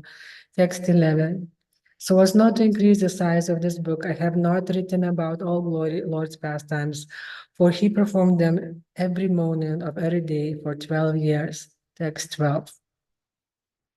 As I have previously indicated, I am describing the mad speeches and bodily transformations of the Lord only in brief. Text 13. In Anantha, with his 1,000 hoods, if Ananta, with his 1,000 hoods, tried to describe even the day's pastimes of Sri Chaitanya Mahaprabhu, he would find them impossible to describe fully. Text 14. If Ganesha, Lord Shiva's son, and the expert scribe of demigods tried for millions of millenniums to fully describe one day of Lord's pastimes, he would be unable to find their limit. Text 15. Even Lord Krishna is struck with wonder at seeing the transformation of ecstasy in his devotees. If Krishna himself cannot estimate the limits of such emotion, how could others? Text 16 and 17. Krishna himself cannot fully understand the conditions, the mode of progress, the happiness and unhappiness, and the moods of ecstatic love of his devotees. He therefore accepts the role of a devotee to taste these emotions fully. Text 18. Ecstatic love of Krishna makes Krishna and his devotees dance, and it also dances personally. In this way, all three dance together in one place.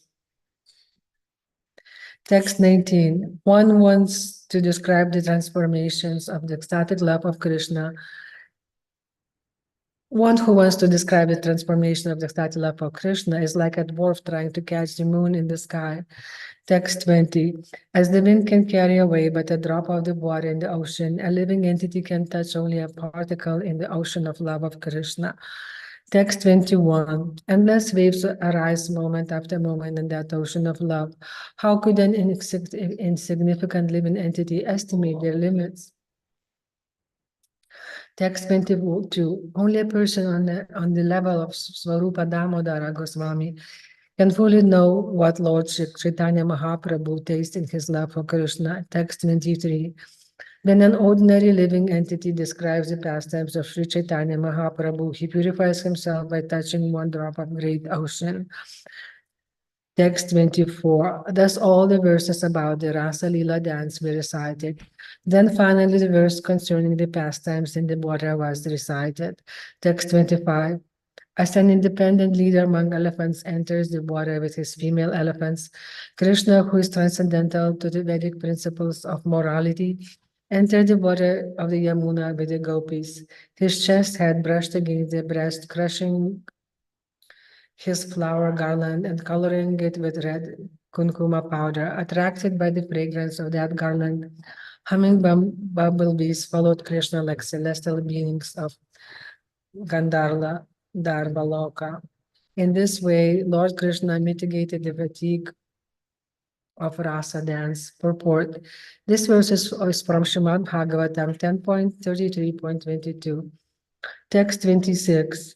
While thus wandering near the temple of Ayodhya, Sri Chaitanya Mahaprabhu suddenly saw the sea. Text 27. Brightened by the shining light of the moon, the high waves of the sea glittered like the waters of the river Yamuna. Text 28. Mistaking the sea for the Yamuna, the Lord ran swiftly and jumped into the water unseen by the others. Text 29. Falling into the sea, he lost consciousness and could not understand where he was. Sometimes he sank beneath the waves and sometimes he floated above them. Text 30. The waves carried him here and there like a piece of dry wood. Who can understand this dramatic performance of Sri Chaitanya Mahaprabhu? Text 31. Keeping the Lord sometimes submerged and sometimes afloat, the waves carried him toward the Konarka temple. Purport. Konarka, generally known as Tirtha, is a temple of Lord Surya, the sun god. It is situated on the seashore, 19 miles north of Jagannatha Puri. It was constructed of black stone in the beginning of the 13th century of the Shaka era, and it shows expert craftsmanship and architecture. Text 32. Sri Chaitanya Mahaprabhu, fully immersed in the pastimes of Lord Krishna, performed with the gopis in the waters of the Yamuna. Text 33. Meanwhile, all the devotees, headed by Swarupa Damodara, lost sight of Sri Chaitanya Mahaprabhu. Astonished, they began searching for him, asking, "Where has the Lord gone?" Text 34. Sri Chaitanya Mahaprabhu had run off at the speed of the mind. No one could see him. Thus everyone was puzzled as to his whereabouts. Text 35. Has the Lord gone to the temple of Jagannath, or has he fallen down in the madness in some garden? Text 36. Perhaps he went to the Gunditsa temple or Lake Narendra or to the Sataka Parvata. Maybe he went to the temple of Konarka. Text 37. Talking like this, the devotees wandered here and there looking for the Lord. Finally, they came to the shore, accompanied by many others. Text 38. While they were searching for the Lord, the night ended, and thus they all decided, Lord Sri Chaitanya Mahaprabhu has now disappeared. Text 39. In separation from the Lord, everyone felt as though he had lost his very life. The devotees concluded that there must have been some mishap. They could not think of anything else. Text 40. A relative or intimate friend is always fearful of some injury of his beloved. Purport. This is a quotation from the Abhinana Shakuntala Nataka. Text 41. When they arrived at the seashore, they conferred among themselves.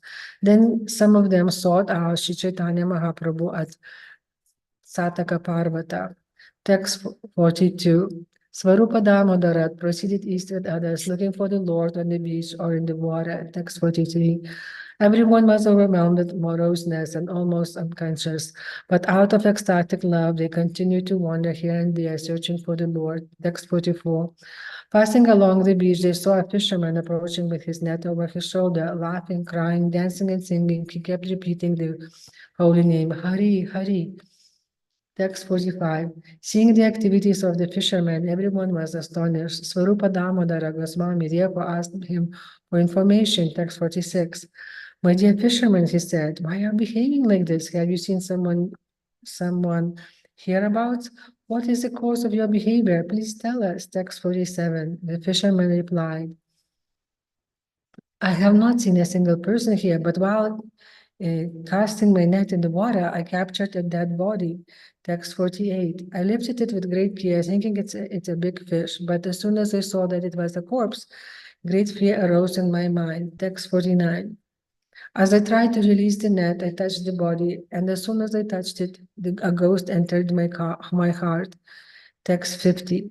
I shivered in fear and shed tears. My voice faltered, and all the hairs on my body stood up. Text 51. I do not know whether the corpse I found was the ghost of a dead Brahmana or an ordinary man, but as soon as one looks upon it, the ghost enters his body. Text 52. The body of this ghost is very long, 5 to 7 cubits. Each of its arms and legs is as much as 3 cubits long. Text 53. Its joints are all separate beneath the skin, which is completely slack. No one could see it and remain alive in his body. Text 54. That ghost has taken the form of a corpse, but he keeps his eyes open. Sometimes he utters the sounds go, go, and sometimes he remains unconscious. Text 55. I have seen that ghost directly, and he is haunting me. But if I die, who will take care of my wife and children? Text 56. The ghost is certainly very difficult to talk about, but I am going to find an exorcist and ask him if he can release me from it. Text 57. I wander alone at night, killing fish in solitary places, but because I remember the hymn of Lord Nrsimha, ghosts do not touch me. Text 58. This ghost, however, overcomes me with redoubled strength when I chant the Nrsimha mantra. When I even see the form of this ghost, great fear arises in my mind. Text 59. Do not go near there, I forbid you. If you go, the ghost will catch you all. Text 60. Hearing this, Svarupa Damodara could understand the full truth of the matter. He spoke sweetly to the fisherman. Text 61. I am a famous exorcist, he said, and I know how to rid you of this ghost. He then chanted some mantras and placed his hand on top of the fisherman's head. Text 62. He slapped the fisherman 3 times and said, now the ghost has gone away. Do not be afraid. By saying this, he pacified the fisherman. Text 63. The fisherman was affected by ecstatic love, but he was also fearful. He had thus become doubly agitated, doubly agitated. Now that his fear had subsided, however, he had become somewhat normal. Text 64. Swarupa Damodara said to the fisherman, my dear sir, the person you are thinking is a ghost is not actually a ghost, but is the Supreme Personality of Godhead, Sri Krishna Caitanya Mahāprabhu. Text 65. Because of ecstatic love, the Lord fell into the sea, and you have caught him in your net and rescued him. Text 66. Simply touching him has awakened your dormant love of Krishna. But because you thought him a ghost, you were very much afraid of him. Text 67. Now that your fear has gone and your mind is peaceful, please show me where he is. Text 68. The fisherman replied, I have seen the Lord many times, but this is not he. This body is very much deformed. Text 69. Swarupa Damodara said, the Lord's body becomes transformed in his love for God. Sometimes the joints of his bones separate, and his body becomes very much elongated. Text 70. Hearing this, the fisherman became very happy. He brought all the devotees with him and showed them Sri Caitanya Mahāprabhu. Text 71. The Lord was lying on the ground, his body elongated and bleached while wide by the water. He was covered from head to foot with sand. Text 72.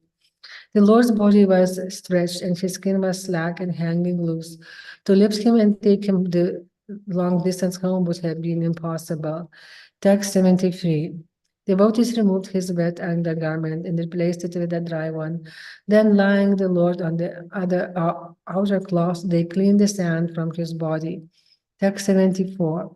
They all performed Sankirtana, loudly chanting the holy name of Krishna into Lord's ear. Text 75. After some time, the sound of the holy name entered the ear of the Lord, who immediately got up, making a great noise. Text 76. As soon as he got up, his bones assumed their proper places. With half external consciousness, the Lord looked here and there. Text 77. The Lord remained in one of three different states of consciousness at all times: internal, external, and half external. Text 78. When the Lord was deeply absorbed in internal consciousness, but he nevertheless exhibited some external consciousness, devotees called his condition Adham Bahya, or half external consciousness. Text 79. In this half external consciousness, Sri Caitanya Mahāprabhu talked like a madman. The devotees could distinctly hear him speaking to the sky. Text 80. Seeing the river Yamuna, he said, I went to Vrindavana. There saw the son of Nanda Maharaj performing his sporting pastimes in the water. Text 81. Lord Krishna was in the water with Yamuna in the company of the gopis, headed by Srimati Radharani. They were performing pastimes in a great sporting manner. Text 82. I saw this pastime as I stood on the bank of Yamuna in the company of the gopis. One gopi was showing some of the other gopis the pastimes of Radha and Krishna in the water. Text 83. All the gopis entrusted their silken garments and ornaments to the care of their friends, and then put on fine white cloth. Lord Krishna, taking his beloved gopis with him, bathed and performed very nice pastimes in the water of the Yamuna. Text 84. My dear friends, they see Lord Krishna sporting pastimes in the water. Krishna's restless palms resemble lotus flowers. He is just like a chief of mad elephants, and the gopis who accompany him are like she-elephants. Text 85. The sporting pastimes of the water began, and everyone started splashing water back and forth. In the tumultuous showers of water, no one could certain which party was winning and which was losing. This sporting water fight increased unlimitedly. Text 86. The gopis were like steady streaks of lightning, and Krishna resembled a blackish cloud. The lightning began sprinkling water upon the cloud, and the cloud upon the lightning. Like thirsty Śikṣāṣṭaka birds, the eyes of the gopis joyously drank the nectarian water from the cloud. Text 87. As the fight began, they splashed water on one another. Then they fought hand to hand, then face to face, then chest to chest, teeth to teeth, and finally nail to nail. Text 88. Thousands of hands splashed water, and the gopis saw Krishna with thousands of eyes. With thousands of legs, they came near him, and they kissed him with thousands of faces. Thousands of bodies embraced him. The gopis heard his joking words with thousands of ears. Text 89. Krishna forcibly swept Radharani away and took her into water up to her neck. Then he released her where the water was very deep. She grasped Krishna's neck, however, and floated on the water like a lotus flower plucked by the trunk of an elephant.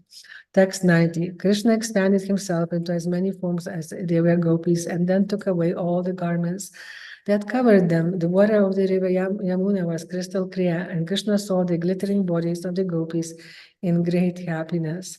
Text 91. The lotus stems were friends of the gopis and therefore helped them by offering them lotus leaves. The lotuses pushed their large round leaves over the surface of the water with their hands. The waves of the Yamuna to cover the gopis' bodies. Some gopis undid their hair and kept it in front of them as dresses to cover the lower portions of their bodies, and used their hands and bodices to cover their breasts. Text 92. Then Krishna quarreled with Radharani, and all the gopis hid themselves in the cluster of white lotus flowers. They submerged their bodies up to their necks in the water. Only their faces floated above the surface, and the faces were indistinguishable from the lotuses. Text 93. In the absence of the other gopis, Lord Krishna behaved to Srimati Radharani as freely as he desired. When the gopis began searching for Krishna, Srimati Radharani, being a very fine intelligence and thus knowing the situation of her friends, immediately mingled in their midst. Text 94. Many white lotus flowers were floating in the water, and as many bluish lotus flowers came nearby. As they came close together, the white and blue lotuses collided and began fighting with one another. The gopis on the bank of Yamuna watched with great amusement. Text 95. The raised breasts of the gopis, which resembled the globe-like bodies of Chakravaka birds, emerged from the water in separate couples, the bluish lotuses of Krishna's hands rose to cover them. Text 96. The hands of the gopis, which resemble red lotus flowers, arose from the water in pairs and obstruct the bluish flowers. The blue lotuses tried to plunder in the white Chakravaka birds, and the red lotuses tried to protect them. Thus there was a fight between the two. Text 97. Blue and red lotus flowers are unconscious objects, whereas Chakravakas are conscious and alive. Nevertheless, in ecstatic love, the blue lotuses began to taste the Chakravakas. This is the reversal of their natural behavior, but in Lord Krishna's kingdom, such reversals are in principle of his pastimes. Purport. Generally, the Sagravaka bird tastes the lotus flower, but in Krishna's pastime, the lotus, which is usually lifeless, tastes the Sagravaka bird. Text 98. The blue lotuses are friends of the sun god, and though they all live together, the blue lotuses plunder the Sagravakas. The red lotuses, however, blossom at night and are therefore strangers or enemies to the Sagravakas. Yet in Krishna's pastimes, the red lotuses, which are in the hands of the gopis, protect their Sakravaka breasts. This is a metaphor of contradiction. Purport.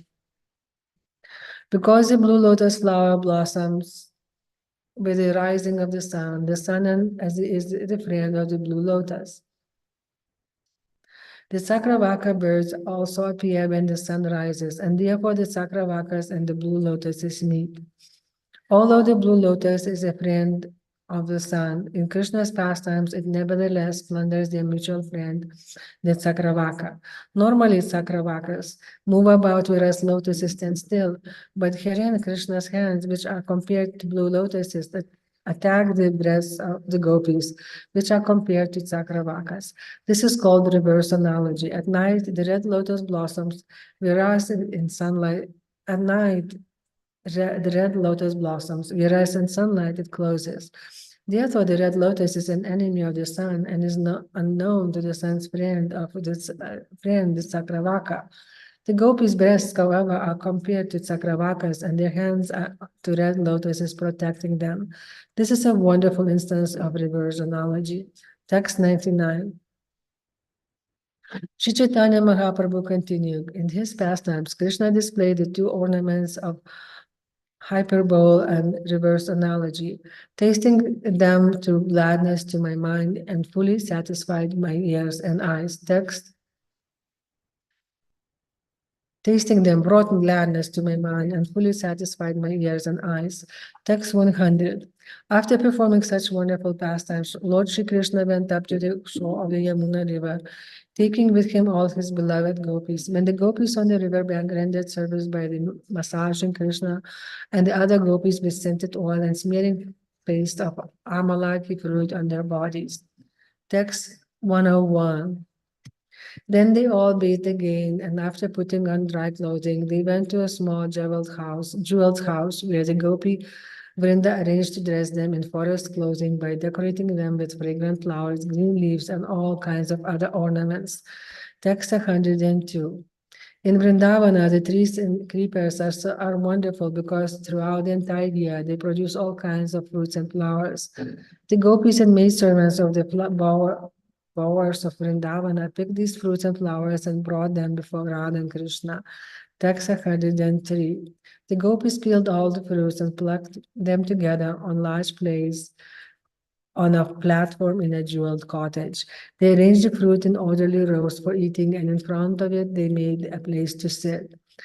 Text 104. Among the fruits were many varieties of coconuts and mangoes, bananas, berries, jackfruits, dates, tangerines, oranges, blackberries, santaras, grapes, almonds, and all kinds of dried fruit. Text 105. There were cantaloupes, kshiриkas, palm fruits, cashews, water fruits, lotus fruits, bells, pillars, pomegranates, and many others. Some of them are variously known in different places, but in Vrindavana, all of them are always available in so many thousands of varieties that no one can fully describe them. Text 106. At home, Srimati Radharani had made various types of sweet meats from milk and sugar, such as Gajala, Amrtakeli, Piyusa Granthi, Karpurakeli, Sarapuri, Amrti, Padmatini, and Khanda Kshirish Sara Vriksha. She had then brought them all for Krishna, text 107. When Krishna saw the very nice arrangement of food, he happily sat down and had a forest picnic. Then, after Srimati Raranyana and her gopi friends partook of the remnants, Radha and Krishna lay down together in the jeweled house. Text 108. Some of the gopis fanned Radha and Krishna, others massaged their feet, and some fed them betel leaves to chew. When Radha and Krishna fell asleep, all the gopis also lay down. When I saw this, my mind was very happy. Text 109. Suddenly, all of you created a great tumult and picked me up and brought me back here. Where now is the river Yamuna? Where is Vrindavana? Where are Krishna and the gopis? You have broken my happy dream. Text 110. Speaking in this way, Sri Chaitanya Mahaprabhu fully returned to external consciousness. Seeing Svarupa Damodara Goswami, the Lord questioned him. Text 111. Why have you brought me here? He asked. Then Svarupa Damodara answered him. Text 112. You mistook the sea for the Yamuna river, he said, and you jumped into it. You have been carried this far by the waves of the sea. Text 113. This fisherman caught you in his net and rescued you from the water. Because of your touch, he is now mad with ecstatic love for Krishna. Text 114. Throughout the night, we all walked about in search of you.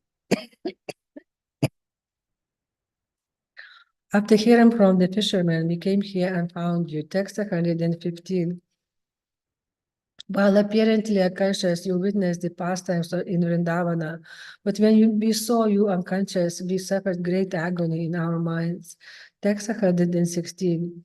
When we chanted the holy name of Krishna, however, you came to semi-consciousness, and we have all been hearing you speak like madmen. Text 117. Sri Chaitanya Mahaprabhu said, in my dream, I went to Vrindavana, where I saw Lord Krishna perform the rasa dance with all the gopis. Text 118. After sporting in the water, Krishna enjoyed a picnic. I can understand that after seeing this, I must certainly have talked like a madman. Text 119. Thereafter, Svarupa Damodara Goswami had Lord Chaitanya Mahaprabhu Sri Chaitanya Mahaprabhu bathed in the sea, and then he very happily brought him back home. Text 120. Thus I have described the incident of Lord Sri Chaitanya Mahaprabhu's falling into the ocean. Everyone who listens to this pastime will certainly attain shelter at the lotus feet of Sri Chaitanya Mahaprabhu. Text 121. Praying at the lotus feet of Sri Rupa and Sri Raghunatha, always desiring their mercy, I, Krishna Dasa, narrate Sri Chaitanya Caritamrta, following in their footsteps. Purport. Thus end the Bhaktivedanta purpose of Sri Chaitanya Caritamrta on Anthya lila, 18th chapter, describing Lord Sri Chaitanya Mahaprabhu's falling into the sea. So we can start from this. Okay.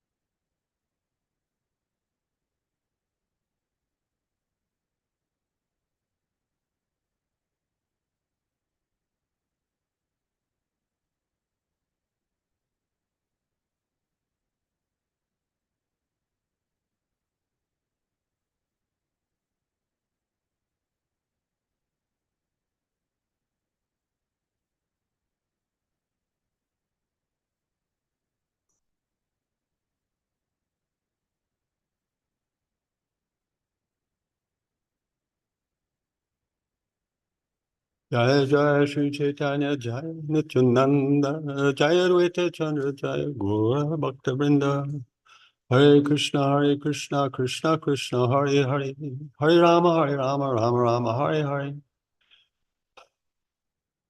Namo Vishnu Padaya Krishna Prasad Bhule Shri Mate Bhakti Veda Swami Niti Namaya Namaste Saraswati Devi Gaurabani Vacharane Nirvasesha Sunyavani Pustapara Satani Anthya Lila, Chapter 19, the inconceivable behavior of Lord Sri Chaitanya Mahaprabhu. The following summary, Chapter 19, is given by Srila Bhaktivinoda Thakur in his Amrita Prabha Bhashya. Every year, Sri Chaitanya Mahaprabhu asked Jagadananda Pandit to visit his mother in Navadvip with gifts of cloth and prasadam. After one such visit, Jagannath Pandit returned to Puri with a sonnet that Advaitacharya had written when Sri Chaitanya Mahaprabhu read it. His ecstasy was so great that all the devotees feared that the Lord would very soon pass away. The Lord's condition was so serious that at night he would bruise and bloody his face by rubbing it against the walls. To stop this, Swarup Damodar asked Shankara Pandit to stay at night in the same room with the Lord. This chapter further describes how Lord Sri Chaitanya Mahaprabhu entered the Jagannath Vallabha garden during the full moon night of Vishaka, April and May, and experienced various transcendental ecstasies. Overwhelmed with ecstatic love at suddenly seeing Lord Sri Krishna beneath the Ashok tree, he exhibited various symptoms of spiritual madness. Text 1.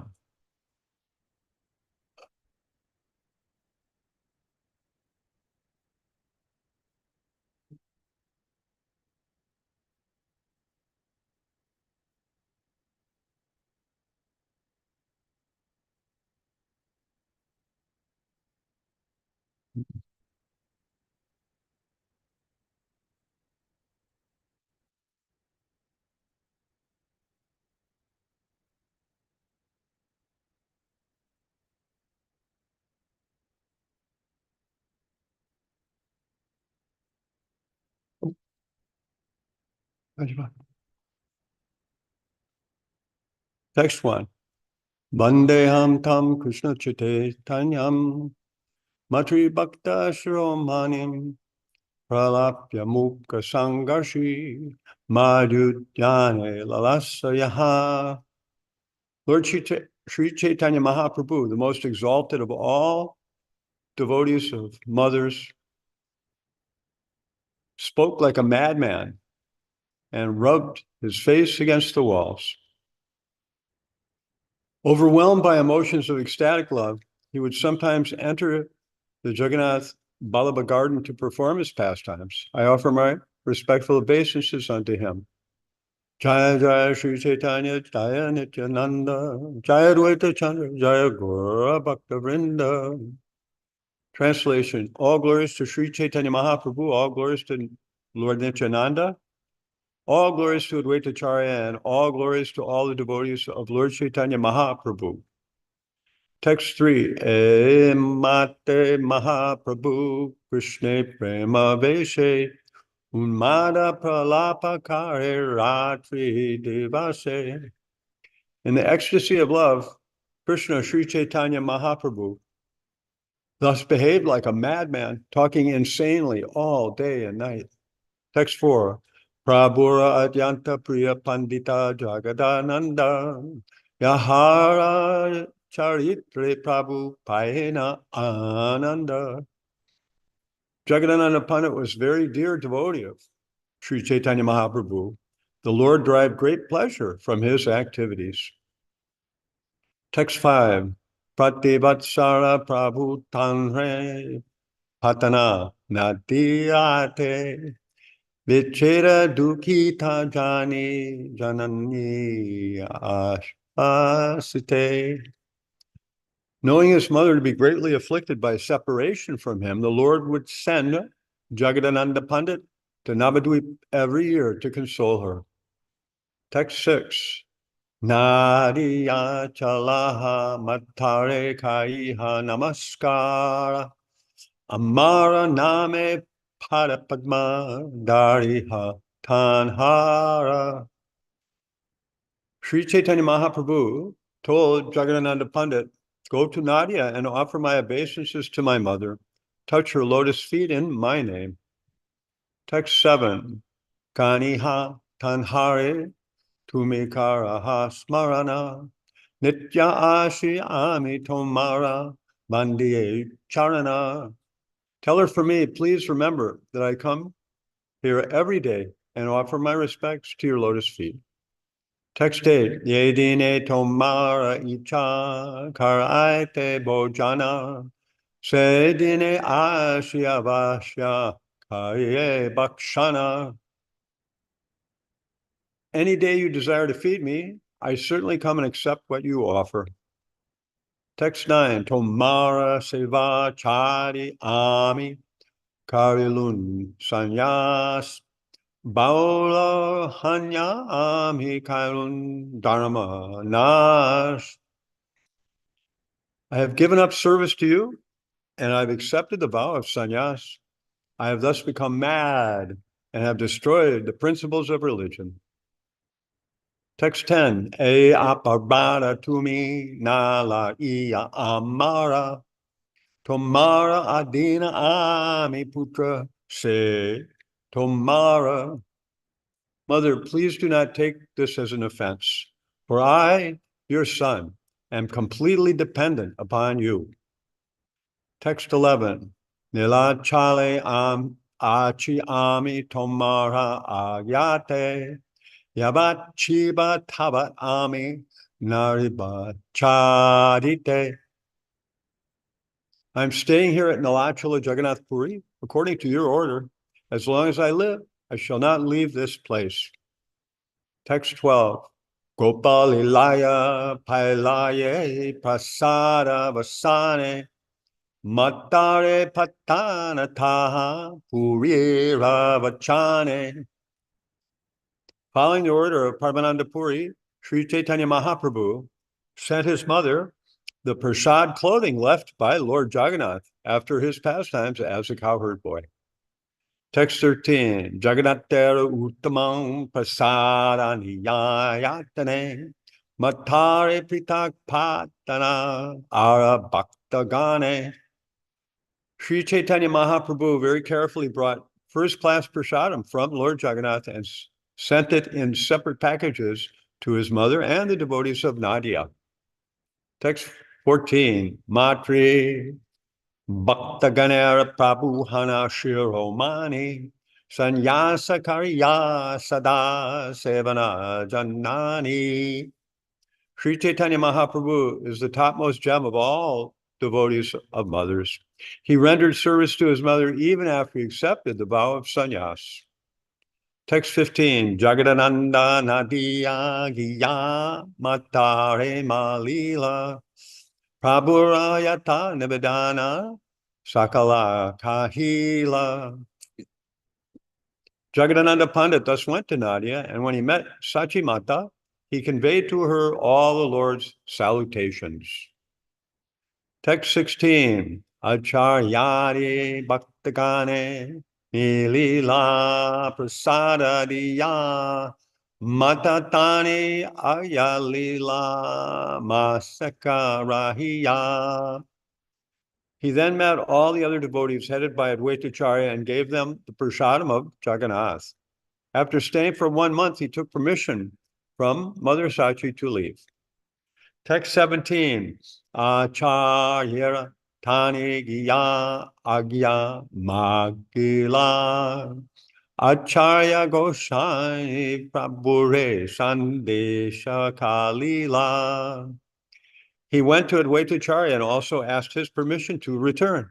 Advaita Prabhu gave him a message to deliver to Sri Chaitanya Mahaprabhu. Text 18. Tarhaja Praheli Acharya Kahena Tare Tore Prabhu Matra Bhutena Keha Bhutite Na Pare. Advaitacharya had written a sonnet in an equivocal language with an import that Sri Caitanya Mahaprabhu could understand, but others could not. Text 19, Prabhure Kaniha Amara Koti Namaskara E Nivedana Tanra Charane Amara. In his sonnet, Advaita Prabhu first offered his obeisances hundreds and thousands of times under the lotus feet of Lord Sri Caitanya Mahaprabhu. He then submitted the following statement at his lotus feet.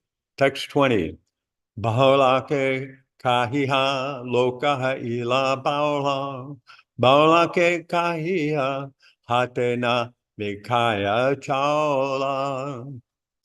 Please inform Sri Caitanya Mahaprabhu, who is acting like a madman, that everyone here has become mad like him. Inform him also that the marketplace rice is no longer in demand. Text 21. Baulake kaniha kae nahika aula. Baulake kahiha iha kahiache bola.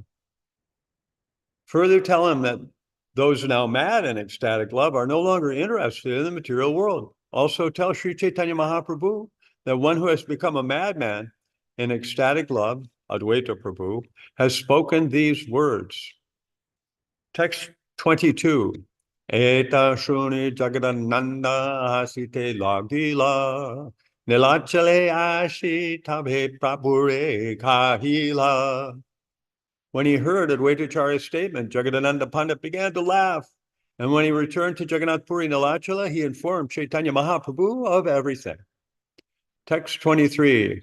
Tarhaja Shuni Mahaprabhu Ishat Ashila Tanraye Agya Bali Mauna Darila.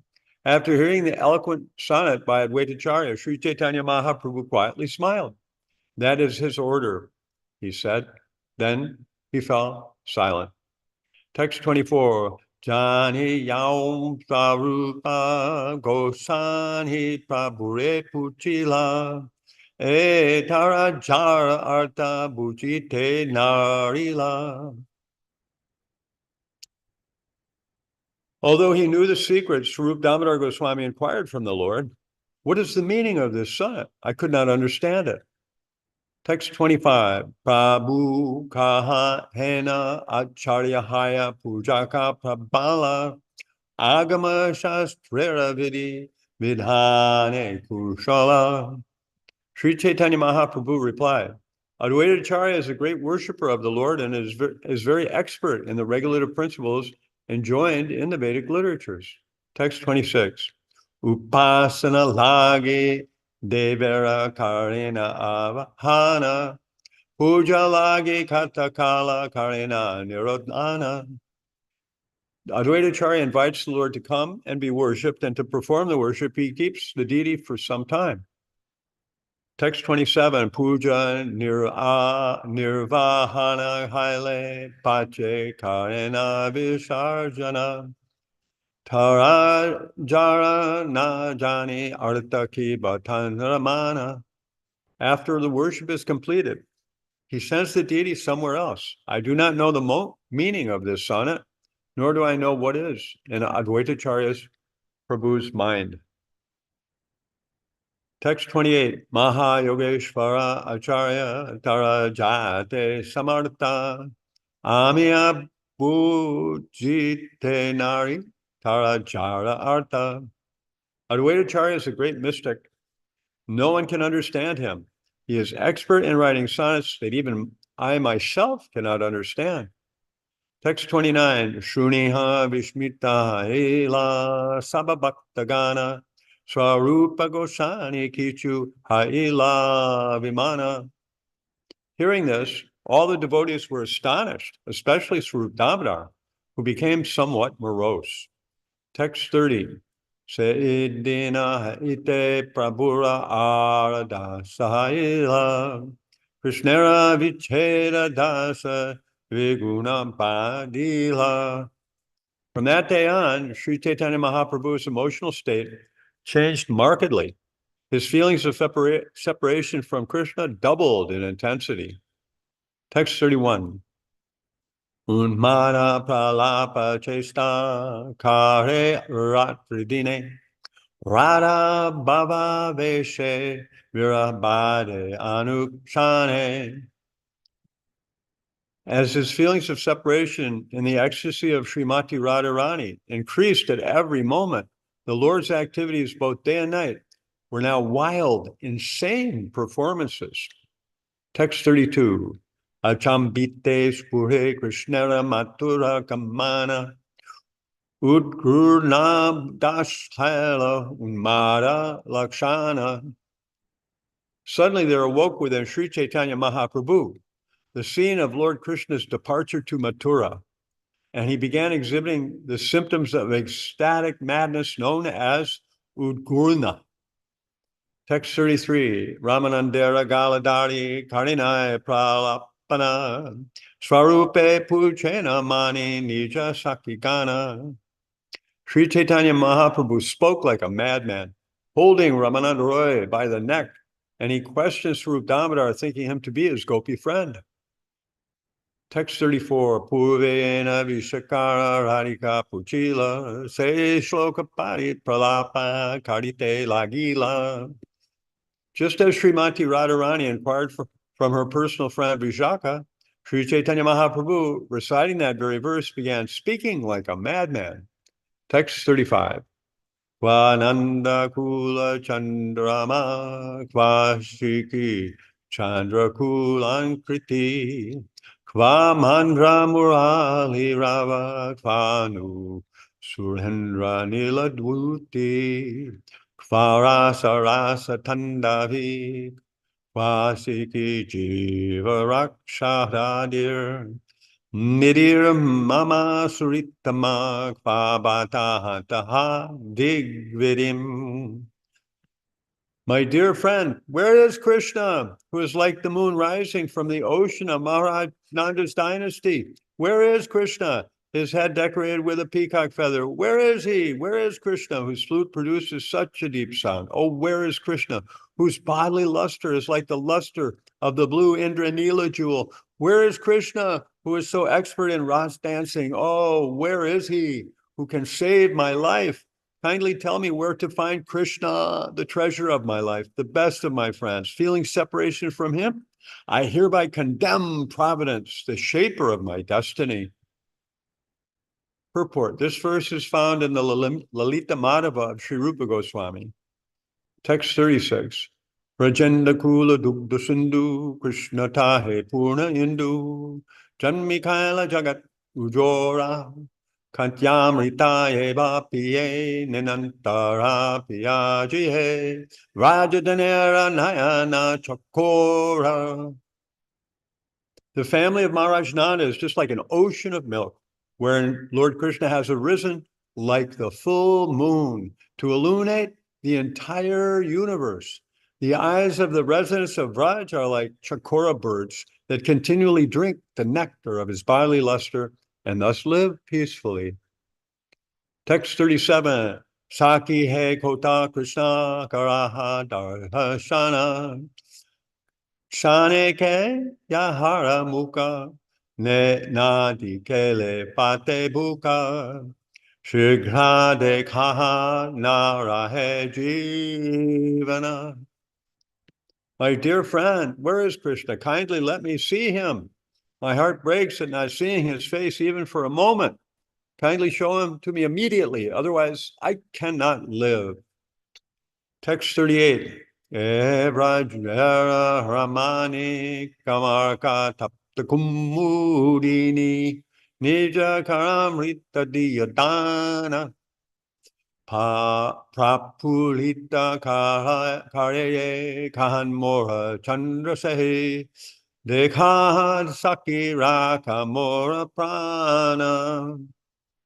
The women of Vrindavan are just like lilies growing hot in the sun of lusty desires. But Moonlight Krishna makes them all jubilant by bestowing upon them the nectar of his hands. Oh, my dear friend, where is my moon now? Save my life by showing him to me. Text 39. Kahan se Judanatama Shriki Pinchara Udana Navam Heghayena Indradanu Pitambara taridyuti muktamala bakapanti navambudhajini shamatanu. My dear friend, where's that beautiful helmet with a peacock feather upon it, like a rainbow upon a new cloud? Where are those yellow garments shining like lightning? And where is that necklace of pearls that resemble flocks of herons flying in the sky? The blackish body of Krishna triumphs over the new blackish rain cloud. Text 40. Ekapare vihara nayane lage sadatara hridaye jage Krishna tanu yena amra ata nari mane paise haya yatne nahi bahiraya tanu nahe seyakulera kanta. If a person's eyes even once capture that beautiful body of Krishna, it remains always prominent within his heart. Krishna's body resembles the sap of the mango tree, for when it enters the minds of women, it will not come out, despite great endeavor. Thus, Krishna's extraordinary body is like a thorn of the seya berry tree. Text 41. Jinihatam maladuti Indranila Shamakante Sekantite Jagat Mataya Shringara Rasa Sarachani Tate Chandra Jyotsna Sani Jani Vidi Niramila Taya. Krishna's bodily luster shines like the Indranila gem and surpasses the luster of the tamal tree. The luster of his body drives the entire world mad because Providence has made it transparent by refining the essence of the mellow conjugal love and mixing it with moonshine. Text 42. Kahan se murali dvani na vabra karjita jini jagat karshe shravane yahara Uti Dhaya Vraja Jana Trishita Chataka Gana Asipye Kantyamrita Dara. The deep vibration of Krishna's flute surpasses the thundering of new clouds and attracts the oral reception of the entire world. Thus the inhabitants of Vrindavan rise and pursue that sound, drinking the showering nectar of Krishna's bodily luster like thirsty Chataka birds. Text 43, Morase Kalhanidi Prana Raksha Mahasahade Saki Morateno Suritama Deha Jihe Tanrabhine Dik Jivane Vidikare Eta Vidambana. Krishna is the reservoir of art and culture, and he is the panacea that saves my life. Oh, my dear friend, since I live without him, who is the best among my friends? I condemn the situation and duration of my life. I think that Providence has cheated me in many ways.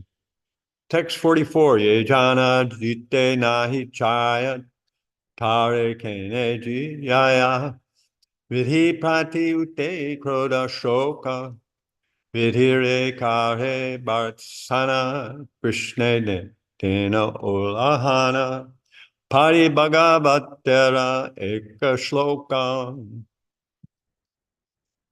Why does Providence continue the life of one who does not wish to live? This thought aroused anger and lamentation in Sri Caitanya Mahāprabhu, who then recited a verse from the Srimad Bhagavatam that chastises Providence and makes an accusation of Krishna. Text 45. Aho vidhadhastava nakachidaya samyoja maitra prananena dehina tams chakritatan vinunnaskya partakam vichestitam te rabaka chestatam yatam. O Providence, you have no mercy. You bring embodied souls together through friendship and affection, but before their desires are fulfilled, you separate them. Your activities are like the foolish pranks of children. Purport. This verse quoted from the 10th canto of the Srimad Bhagavatam, chapter 39, text 19, was chanted by the damsels of Vraja when Krishna left Vrindavan for Mathura with Akrura and Balaram.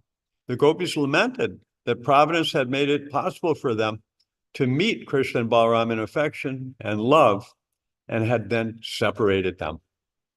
Text 46, now Janis prema marma vyarta karis parishram Tora chesta balaka samana Torayani lakpaye tabe dore shikshadiye emana yena na karis vidhana. Providence, you do not know the purport of loving affairs, and therefore you baffle all our endeavors. This is very childish of you. If we could catch you, we would give you such a lesson that you would never again make such arrangements. Text 47. Are vidi tui para I nitura Anyo nya durlava jana preme karana samilana Akritartan kene karistura. Oh, cruel Providence, you are very unkind, for you bring together and love people who are rarely in touch with each other. Then, after you have made them meet, but before they are fulfilled, you again spread them apart, far apart. Text 48. Aravidi akaruna dekana krishnanana netramana lobhaila mora Shane ke karitapana karinila anyastana Papaka ali data upahara. Oh Providence, you are so unkind. You reveal the beautiful face of Krishna and make the mind and eyes greedy, but after they have drunk that nectar for only a moment, you whisk Krishna away to another place. This is a great sin because thus you take away what you have given as charity. Text 49. Akrura kare tomarado amaya kene kararos ihayadi kaha durachara tu akrura murti dari Krishna nili churikari anyera nahi aiche vyavahara. Oh, misbehaved Providence, if you reply to us, Akrura is actually at fault. Why are you angry with me? Then I say to you, Providence, you have taken the form of Akrura and have stolen Krishna away. No one else would behave like this. Text 50, Apanara karma dosha, Toreki bakari rosha, Toya moya sambandha vidura, Ye amar pranana, Ekatra rahi yanrasata. Se Krishna ila nitura. But this is the fault of my own destiny. Why should I needlessly accuse you? There is no intimate relationship between you and me. Krishna, however, is my life and soul. It is we who live together, and it is he who has become so cruel. Text 51. Sabatyaji bhaji yanre seya panahate mare Nari vadhe Krishnara nahi vaida Tanralage amimari ulati na chahe hari Shanamatre Banghali pranaya. He for whom I have left everything is personally killing me with his own hands. Krishna has no fear of killing women. Indeed, I am dying for him, but he doesn't even turn back to look at me. Within a moment, he has broken off our loving affairs. Text 52, Krishna kene kari rosa appana durdaiva dosha pakila amora e papa pala ye Krishna more premadina tare kaila udashina e mora abhagya prabala. Yet why should I be angry with Krishna? It is the fault of my own misfortune. The fruit of my sinful activities has ripened, and therefore Krishna, who has always been dependent on my love, is now indifferent. This means that my misfortune is very strong.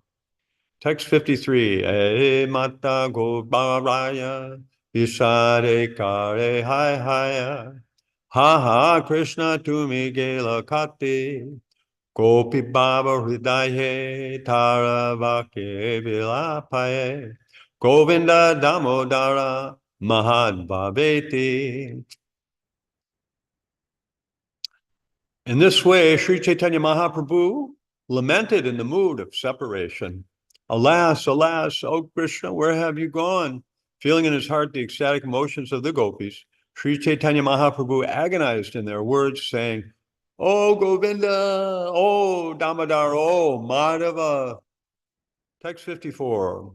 Tabe Swarupa Ramabhaya Karinana Upaya Mahaprabhura Karyas Vasana Gahena Sangama Gita Prabhura Piraila Chita Prabhura Kichustira Halmana. Swarup Damodar and Ramananda Roy then devised various means to pacify the Lord. They sang songs of meeting that transformed his heart and made his mind peaceful. Text 55. E mata vilapite arda ratrigela gambirate swarupa gosani prabhure shoyala. As Sri Chaitanya Mahaprabhu lamented in this way, half the night passed.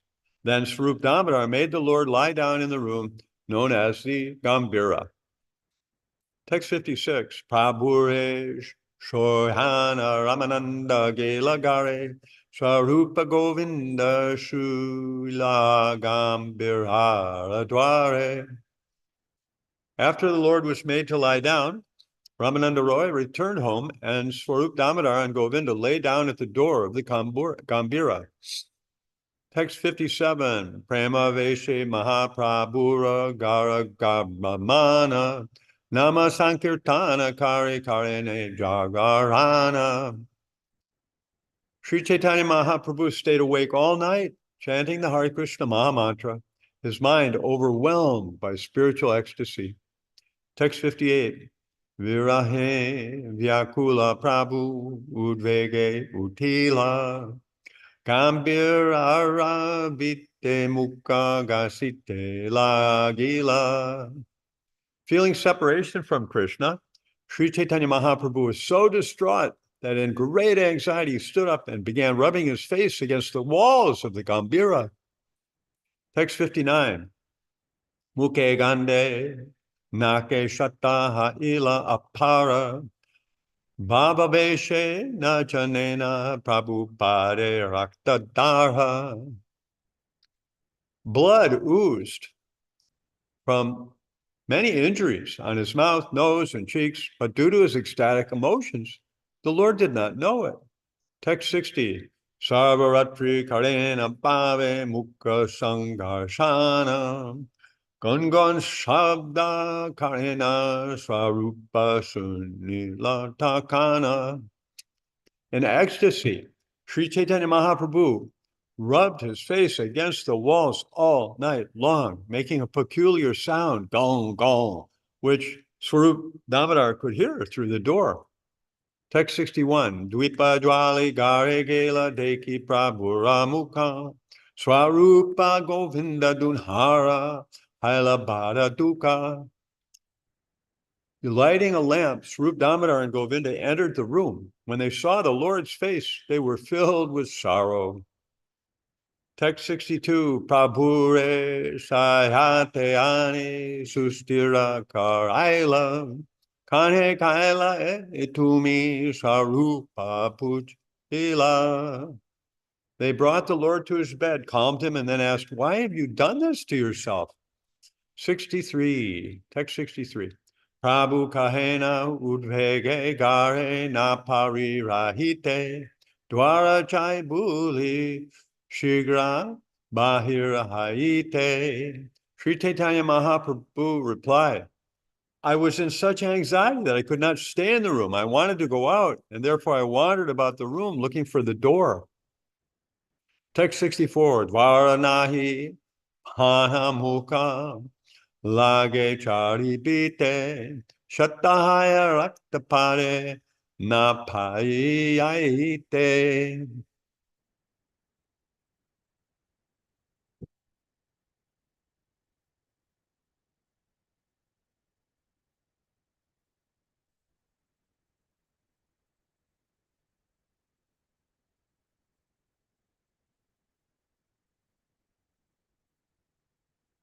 In this state of madness, Sri Chaitanya Mahaprabhu's mind was unsteady.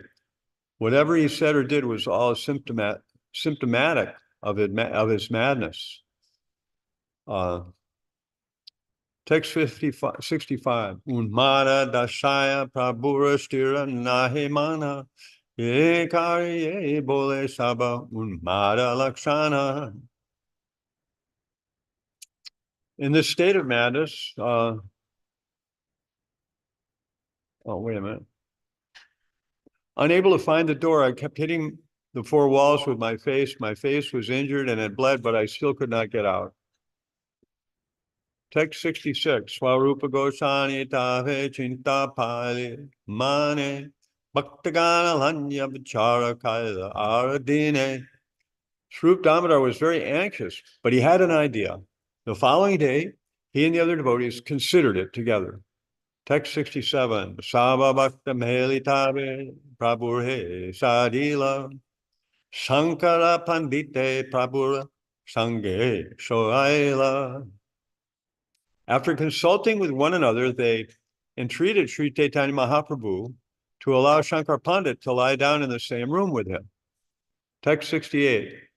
Prabhu Padatale Shankara Karena Shayana Prabhu Tanra Upara Karena Para Prasarana. Thus Shankar Pandit lay at the feet of Sri Caitanya Mahaprabhu, and the Lord placed his legs upon Shankar's body. Text 69. Prabhu Pado Padhana Bali Tanranama Ila Purve Vidhure Yena Sri Shuka Bharnila. Shankar became celebrated by the name Prabhu Padopadana, the pillow of Sri Chaitanya Mahaprabhu. He was like Vidura, as Shukadev Goswami previously described him. Text 70, Iti Mruvanam Viduram Vinitam Sahasra Shurnas Charanopadanam Prahastra Roma Bhagavat Katayam Praniyamano Munirabhya Chasta. When submissive Vidura, the resting place of the legs of Lord Krishna, had thus spoken to Maitreya began speaking, his hair standing on end due to the transcendental pleasure of discussing topics concerning Lord Krishna. Purport. This quotation is from Srimad Bhagavatam 3:13:5. Text 71. Sankara Krena Prabhu Pada Sambhana Umanya Padena Taiche Karina Shayana. Shankar massaged the legs of Sri Chaitanya Mahaprabhu, but while massaging, he would fall asleep and thus lie down. Text 72. Ukhara ange pariya Shankara nidrayaya prabhuti apana kanta tahare jadaya. He would lie asleep without a covering on his body, and Sri Chaitanya Mahaprabhu would get up and wrap him with his own quilt. Text 73. Nirlantara Gumaya Sankara Sigra Chaitana Vasi Pada Chapi Kare Ratri Jagarana. Shankar Pandit would always fall asleep, but he would quickly awaken, sit up, and again begin massaging the legs of Sri Chaitanya Mahaprabhu. In this way, he would stay awake the entire night. Text 74. Tanrabai Narena Prabhu Bahire Yaite Tanrabaye Narena Pitye Mukhabja Gasite. Out of fear of Shankara, Sri Chaitanya Mahaprabhu could neither leave his room nor rub his lotus-like face against the walls.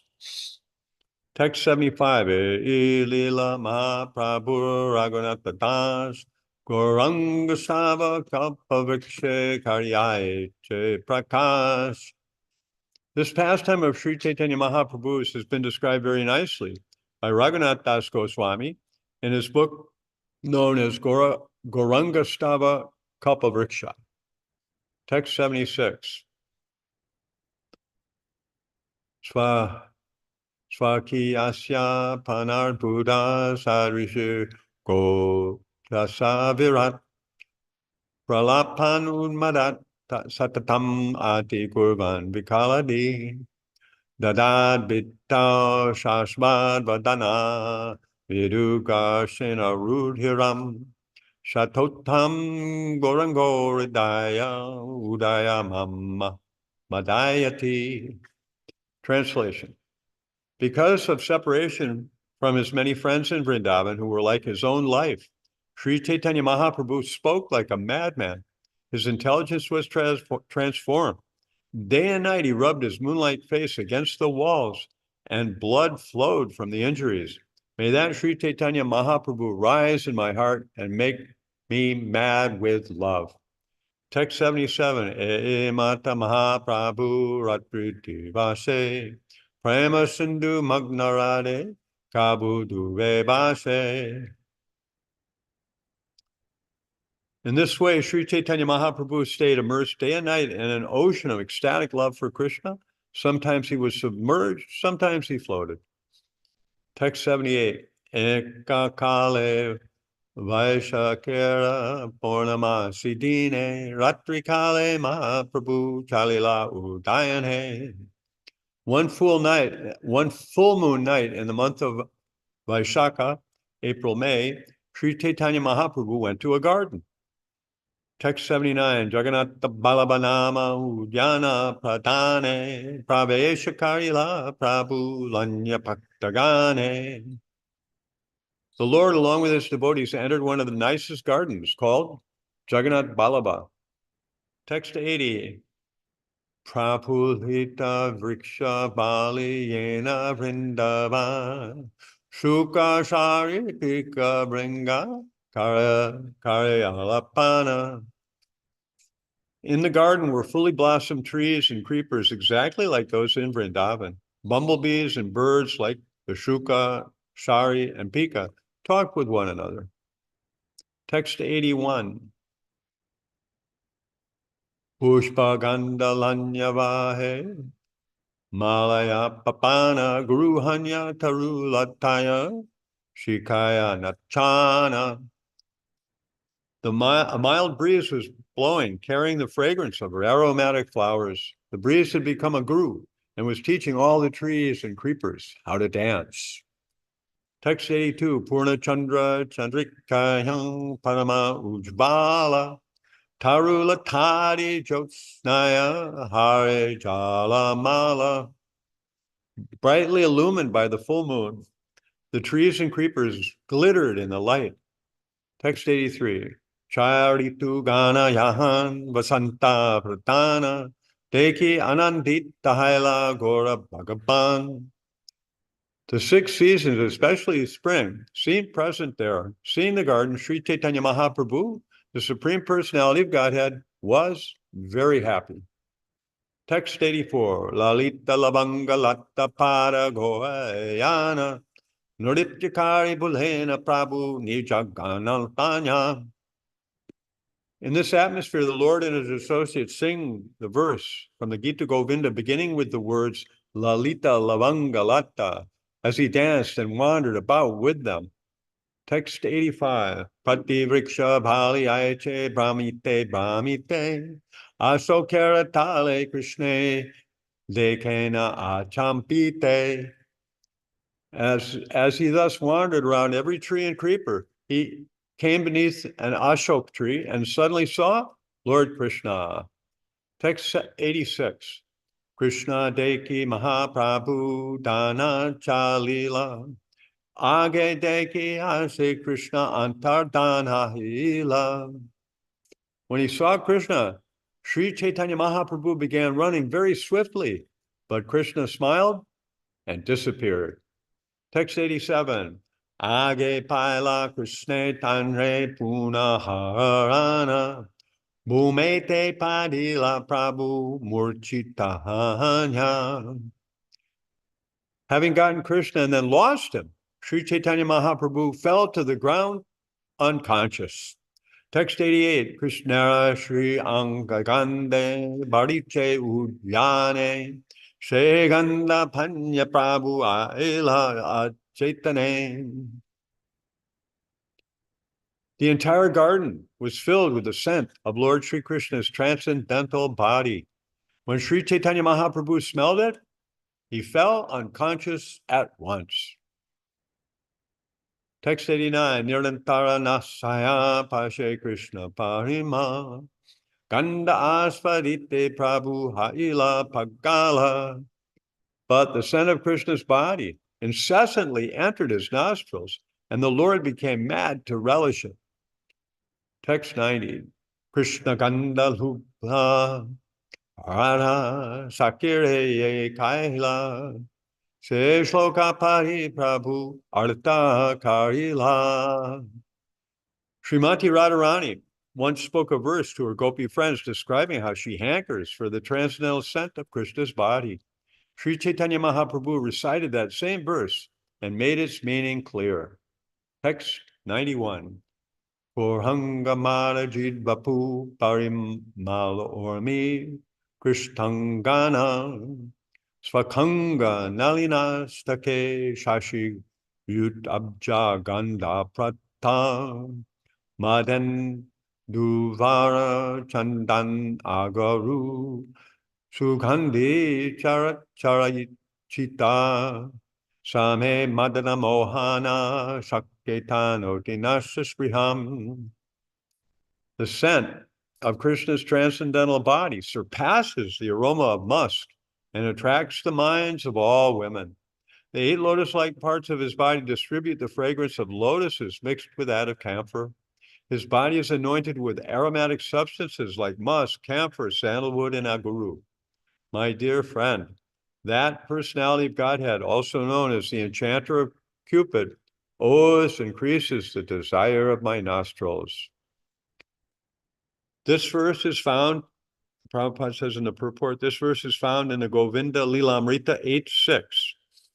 Text 92. Kasturika Nilotpala Taraye Parimala Tahajini Krishnanga Gandha Vyape Chauda Babane Kare Sarva Akarshane Nariganera Anki Kare Andha. The scent of Krishna's body surpasses the fragrances of musk and the bluish lotus flower, spreading throughout the 14 worlds. It attracts everyone and makes the eyes of all women blind. Text 93. Saki he Krishna Kanta Jagat Matagam Narira Nasate Pashe Sarvakula Tahan Baishe Krishna Pasha Dari Lanya Yaya. My dear friend, the scent of Krishna's body enchants the entire world. It especially enters the nostrils of women and remains seated there. Thus it captures them and forcibly brings them to Krishna. Text 94. Netranhabhivadana Kara Yuga Charana Eyasta Padma Krishna Ange Karpura Lipta Kamala Tarayaichi Parimala Seganda Ashta Padma Sange. Krishna's eyes, navel, and face, hands, and feet are like 8 lotus flowers on his body. From those 8 lotuses emanates a fragrance like a mixture of camphor and lotus. This is the scent associated with his body. Text 95. Hema Kilita Chandana Tahakari Garshana Tahe Aguru Kumkum Kasturi Karpura Sane Charcha Ange Purva Angera Ganda Sange Militare Ena Kailak Churi. When sandalwood pulp is mixed with aguru, kumkum, musk, and camphor, and spread on Krishna's body, it combines with Krishna's own original bodily perfume and seems to cover it. Purport. In another version, the last line of this verse reads, Kamadeva Vera Mana Kaila Churi, which means the scent of these substances mixes with the previous scent of Krishna's body and steals away the mind of Cupid. Text 96. Hare Nahira Tanumana Nashakare Purnana Kasaya Nivi Chutaya Keshabanda Kahya Age Pori Nachaya Jagat Nari Hena Dakatiya Krishnanga Ganda.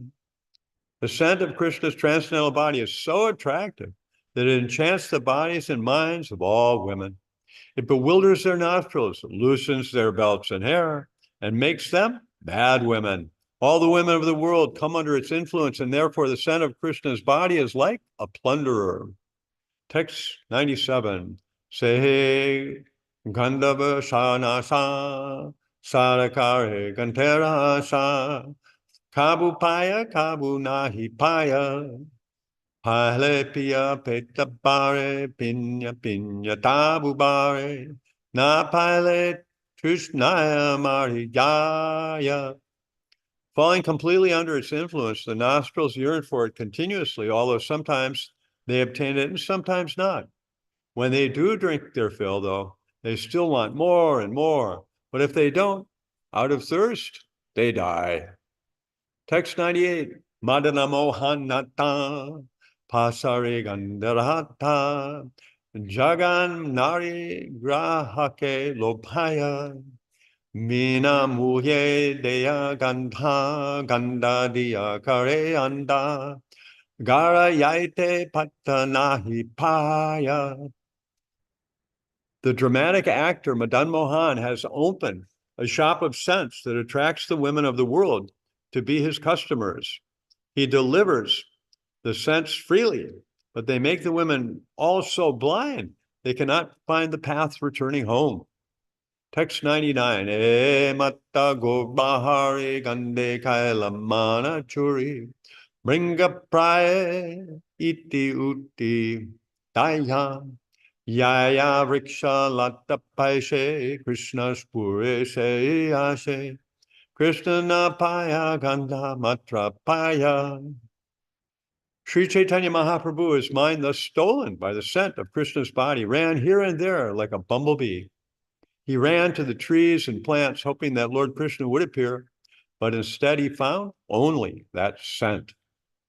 Text 100. Swarupa Ramananda Gaya Prabhu Nache Shukapaya Emate Prata Kala Haila Swarupa Ramananda Rai Karinana Upaya Mahāprabhu Baya Spurti Kaila. Both Swarup Damodar and Ramananda Roy sang to the Lord, who danced and enjoyed happiness until the morning arrived. Then the Lord's two associates devised a plan to bring him to external consciousness. Text 101. Matri Bhakti Pralapana Vidye Mukha Garshana Krishna Ganda Spurtye Divya Nritya Chari lila pede gaila parichede Krishna dasa rupa gosani britya. Thus, I, Krishnadas, the servant of Srila Rupa Goswami, have sung of 4 divisions of the Lord's pastimes in this chapter: the Lord's devotion to his mother, his words of madness, his rubbing his face against the walls at night, and his dancing at the appearance of Lord Krishna's vagrants.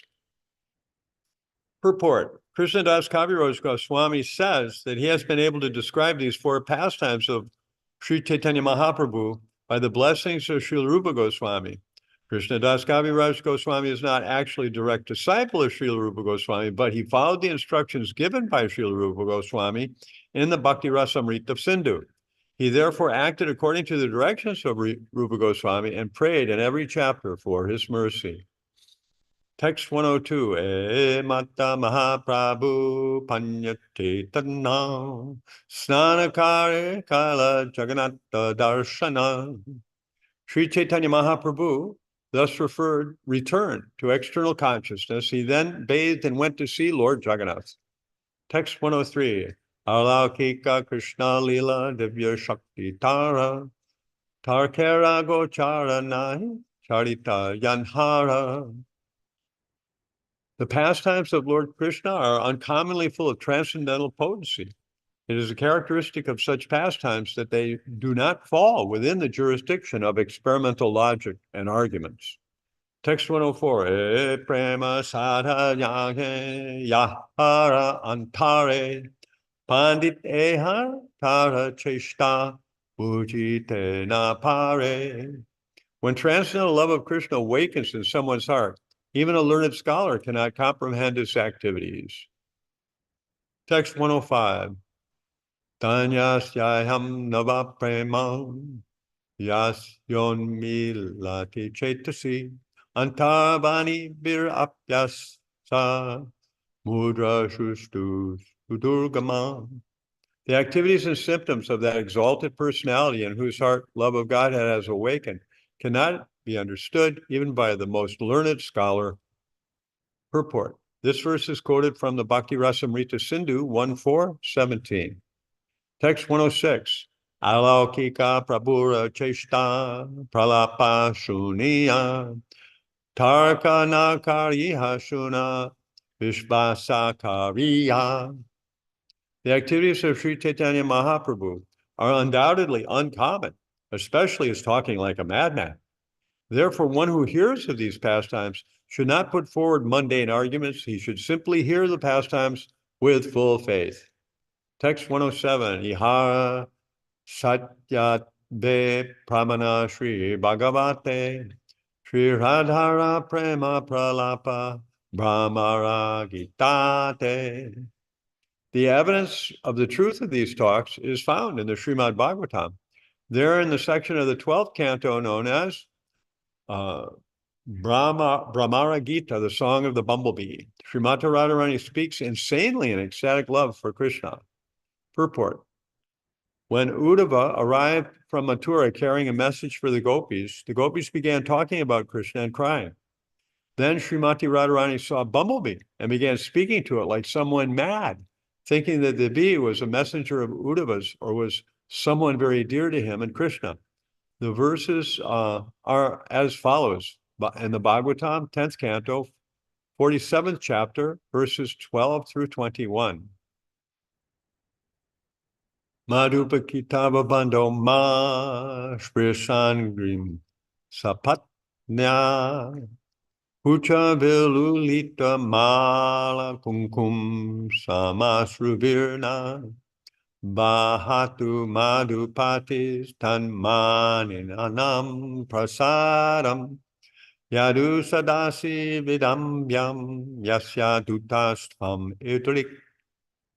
My dear bumblebee, you are a very cunning friend of Uddhava and Krishna. You are very expert in touching people's feet. But I'm not going to be misled by this. You appear to have sat on the breasts of one of Krishna's friends, for I see that you have kumkum dust on your mustache. Krishna is now engaged in flattering all his young girlfriends in Mathura. Therefore, now that he can be called a friend of the residents of Mathura, he does not need the help of the residents of Vrindavan. He has no reason to satisfy us gopis. Since you are the messenger of such a person as he, what is the use of your presence here? Certainly Krishna would be ashamed of your presence in this assembly. How Krishna has offended the gopis so that they want to reject him in their mind? The answer is given as follows. Sakrit andara sudham swam moninim payat itva sumana saiva sadyastyaje tatyaje sman bhavadrik Paricharti katam tat pada padmam tu padmam yapi batarita cheta uttama shloka jalpahai. Krishna no longer gives us the enchanting nectar of his lips. Instead, he now gives that nectar to the women of Mathura. Krishna directly attracts our minds, yet he resembles a bumblebee like you because he gives up the association of a beautiful flower and goes to a flower that is inferior. That is the way Krishna has treated us. I do not know why the goddess of fortune continues to serve his lotus feet instead of leaving them aside. Apparently, she believes in Krishna's false words. We gopis, however, are not unintelligent like Lakshmi. After hearing the bumblebee's sweet songs and recognizing that the bee was singing about Krishna for her satisfaction, the gopi replied, Kim iham pahu sadangre gayasi tvam yadunam Adipatim agrihnanam agritona puranam Vijaya saka sakinam kiyatam tad prasangaha Shapita kucharuchaste kalpayantistam istaha. Dear Bumblebee, Lord Krishna has no residence here, but we know him as Yadupati, the king of the Yadu dynasty. We know him very well, and therefore we are not interested in hearing any more songs about him. It would be better for you to go sing to those who are now very dear to Krishna. Those women of Mathura have now achieved the opportunity of being embraced by him. They are not his beloveds now, and therefore he has relieved the burning of in their breasts. If you go there and sing your songs to those fortunate women, they will be very pleased and they will honor you. Divi bhuvi charasayham kastriyasta durapaha kapatya ruchirahasa bru vidrimbasya yashu charana raja upaste yasya bhutir vayamka api chap kripana pakshe yutama shloka sabdaha. O collector of honey, Krishna must be very sorry to not to see us gopis. Surely he is afflicted by memories of our pastimes. Therefore, he has sent you as a messenger to satisfy us. Do not speak to us. All the women in the three worlds where death is inevitable, the heavenly, middle, and lower planets, are very easily available to Krishna because his curved eyebrows are so attractive. Moreover, he is Jai Shri Shri Kishore Kishore Jagannath Bali, Subhadra Marani, Shri Shri Gornitai, Srila Bhakti Siddhanta Saraswati Maharaj, Prabhupada Thakur ki Jai, A.C. Bhaktivedanta Swami Srila Prabhupada ki Jai.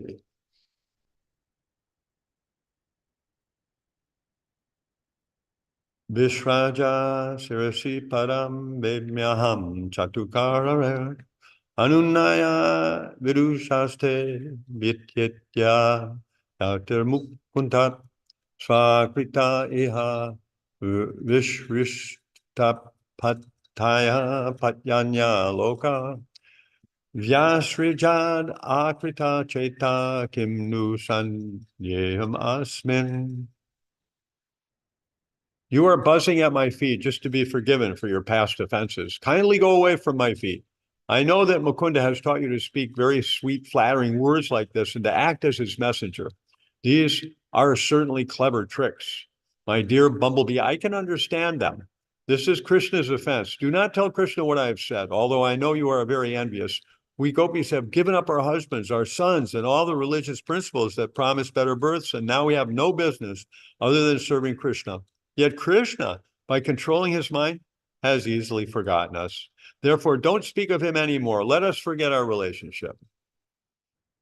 Mrigayuriva kapindram vividhe lubadharmaha Shriyamakrita virupam Sri Chitta Kamayanam Balim api Balhim Atvavesh Dayad Vankshaya Vadyas Tadalam Asita Sakya Dustyajas Tat Katartaha.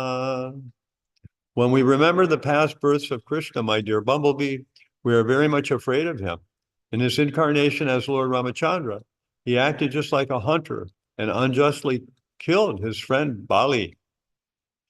Lusty Surpanaka came to satisfy Ramachandra's desires, but he was so attached to Sita Devi that he cut off Surpanaka's nose. In his incarnation as Vamanadev, he plundered Bali Maharaj and took all his possessions, cheating him on the pretext of accepting worship from him. Vamanadev caught Bali Maharaj exactly as one catches a crow. My dear Bumblebee, it is not very good to make friends with such a person. I know that once one begins to talk about Krishna, it is very difficult to stop, and I admit that I have insufficient strength to give up talking about him. Yad un anucharita lila karna piyusha viprut sakrid adana vidhuta dvanda dharma vinastaha sapani griha kutambam vinam utsrijatina bahava iha vihanga bhikshu charyam taranti. Topics about Krishna are so powerful that they destroy the four religious principles: religion, economic development, sense gratification, and liberation. Anyone who drinks even a small drop of Krishna Katha through oral reception is freed from all material attachment and envy. Like a bird with no means of subsistence, such a person becomes a mendicant and lives by begging. Ordinary household affairs become miserable for him, and without attachment, he suddenly gives up everything. Although such renunciation is quite suitable, because I am a woman, I am unable to adopt it. Bhayam ritam ivajima vyaritam shadadan haha kulikarutam ivajya Krishna vadho hiranyaha dridrishur asakrid etat tanaka sparsativra smara ruja upamantrin banyatam anyavarta. Oh, my dear messenger, I am just like a foolish bird that hears the sweet songs of a hunter, believes in them due to simplicity, and is then pierced in the heart and made to suffer all kinds of miseries. Because we believed in Krishna's words, we have suffered great pain. Indeed, the touch of Krishna's nails has injured our faces. He has caused us so much pain. Therefore, you should give up topics concerning him and talk about something else.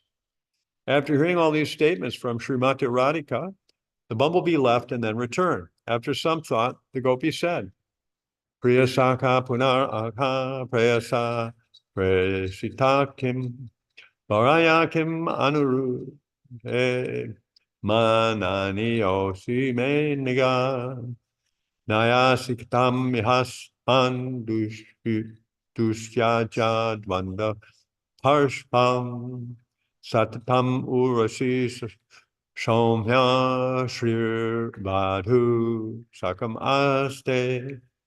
You are Krishna's very dear friend, and by his order you have come here again.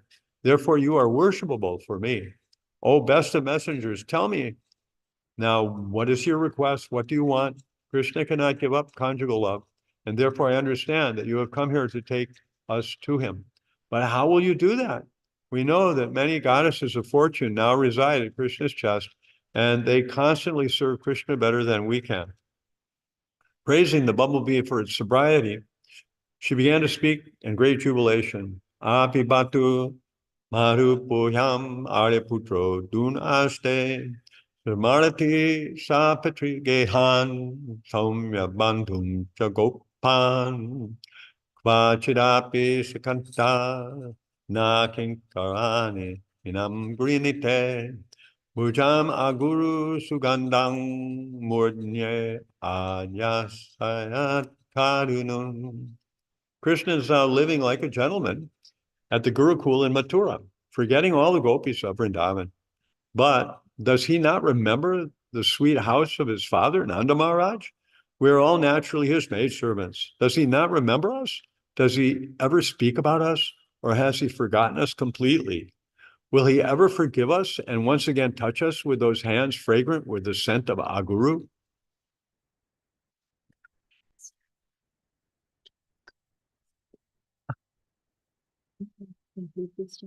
Oh, okay.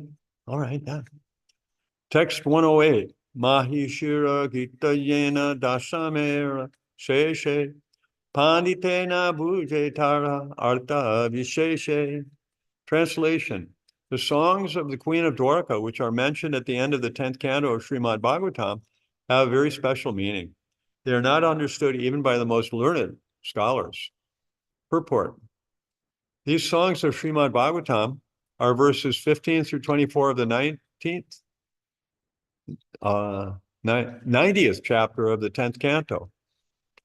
Purari vil apasitvam vita nidra nasheshe swapiti jakatiratram ishvaro gupta bodha vayamiva saki kachit kara nirvina chetaha nalina nayana hasodhara lile shitana.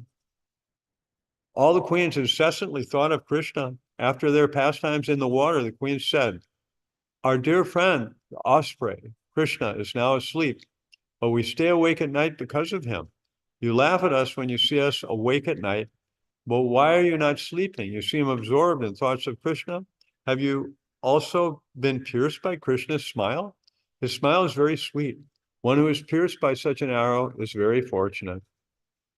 Netre nimila isi naktam adrishta bandhus tvam roravisi karanam bhatta chakravati dasyam gata bayam iva chuttapada justam kimbasa srajam sprihayase kavarena veldam. Oh, Chakravarti, you keep your eyes wide open at night because you cannot see your friend. Indeed, you are suffering very much. It is because of compassion that you are crying. Is it because of passion that you are crying, or are you trying to capture Krishna by remembering him? Having been touched by the lotus feet of Krishna, all the queens are very happy. Are you crying to wear Krishna's garland on your head? Please answer these questions clearly. Oh, Chakravarti, so that we can understand. Bo bo sada nishtanas he utanvan alabda nidro digata prajagraha kimba mukunda paritatma lanchanaha praptam darsam tam gachagato durayat yayam. O ocean, you have no opportunity to sleep quietly at night. Instead, you are always awake and crying. You have received this benediction, and your heart is broken, just like ours. Mukunda's business with us is simply to smear our marks of kumkum. O ocean, you suffer as much as we. Tvam yaksh maha bhavats tasi grihita indom shinastamona nija didhitibi shinosi kachin mukunda garitani yatta vayam tvam vishmrityabos stagitakir upalakase naha.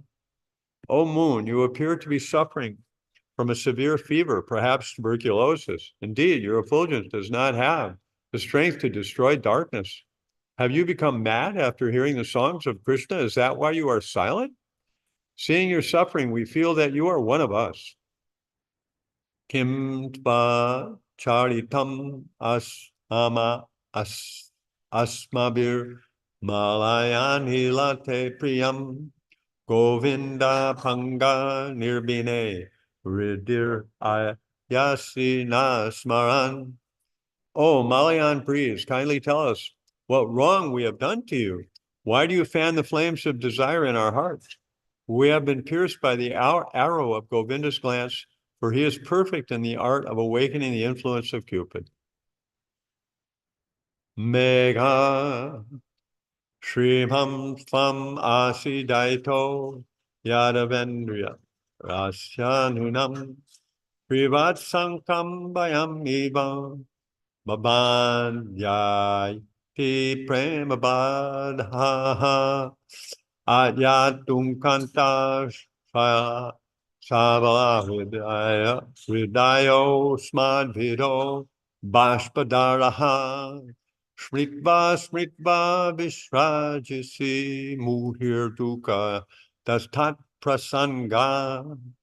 Dear cloud, O friend of Krishna's, are you thinking of the Srivat symbol of on Krishna's chest, just like us queens engaged in loving affairs with him? You are absorbed in meditation, remembering the association of Krishna, and thus you shed tears of misery. Priya Rava Padani Basase Rityas Sanjiva Kayanaya Gira Karavani kim adyate priyam. Varame vagita kanta kokila. Dear Cuckoo, you possess a very sweet voice and you are very expert in imitating others. You could recite even a dead body with you. You could revive. You could excite even a dead body with your voice. Therefore, tell the queens that good behavior is their proper duty. Cha na chalasi na vadyasudara budhe Priti dara chintayase mahantam artam api bata bosudeva nandanan griham payami va kamayase stanir vidartum. O magnanimous mountain, you are very grave and sober, absorbed in thoughts of doing something very great, like us. You have vowed to keep within your heart the lotus feet of Krishna, the son of Vasudeva. Shushad Radha Kashita Bata Sindhu Sampratya Pasta Kamala Shriya Ista Bharatuhu Yadvad Bhayam Madhupate Pranaya Volokam Aprapya Mushta Haridaya Puru Kashitasma. O rivers, wives of the ocean, we see that the ocean does not give you happiness, thus you have almost dried up, and you no longer bear beautiful lotuses. The lotuses have become skinny, and even in the sunshine they are devoid of all pleasure. Similarly, the hearts of us poor queens are all dried up, and our bodies are skinny because we are now devoid of loving affairs with Madhupati. Are you like us, dry and without beauty because you are devoid of Krishna's loving glance? Hangsa swagatam asyatam pibayo guranga sarekatam yutam tvam nu vanama kukachid ajitaha svastyasta uktam pura kimbanas chalas sorhida smarati tvam kasmad bhajamo bayam. Shaudra lapaya kamadam shriyamrite saivakanishta striyaham. O Swan, you have come here so happily. Let us welcome you. We understand that you are always Krishna's messenger. Now, while you drink this milk, tell us what his message is. Has Krishna said something about us to you? May we inquire from you whether Krishna is happy? We want to know. Does he remember us? We know that the goddess of fortune is serving him alone. We are simply maidservants. How can we worship him? Who speaks sweet words, but never fulfills our desires? Text 109. Mahāprabhu Nityananda Donhara Dasera Das Yare Kripa Karena Tarahaya Ite Vispas. If one becomes a servant of the servants of Sri Caitanya Mahāprabhu and Lord Nityananda Prabhu and is favored by them, he can believe in all these discourses. Text 110. Shradakare Shuna Iha Sunite Mahasukha Kandibe Adyatmikari Uttakari Dukkha. Just try to hear these topics with faith, for there's great pleasure even in hearing them. That hearing will destroy all miseries pertaining to the body, mind, and other living entities, and the unhappiness of false arguments as well. Text 111, Caitanya Charitamrta Nitya Nutana Sunite Judaya Hridaya Shravana. Sri Caitanya Charitamrta is increasingly fresh. For one who hears it again and again, the heart and the ear become pacified. Text 112, praying at the lotus feet of Sri Rupa and Sri Raghunath, always desiring their mercy, I, Krishnadas, narrate Sri Caitanya Mahāprabhu following in their footsteps. Purport. Thus end the Bhaktivedanta purports to the Caitanya Charitamrta, Anthya lila, 19th chapter, describing the Lord's devotion to his mother, his mad speeches in separation from Krishna, his rubbing his face against the walls of the Gambhira, and his dancing in the Jagannath Vallabha garden. Chapter 20 will be the Śikṣāṣṭaka prayers. Jai.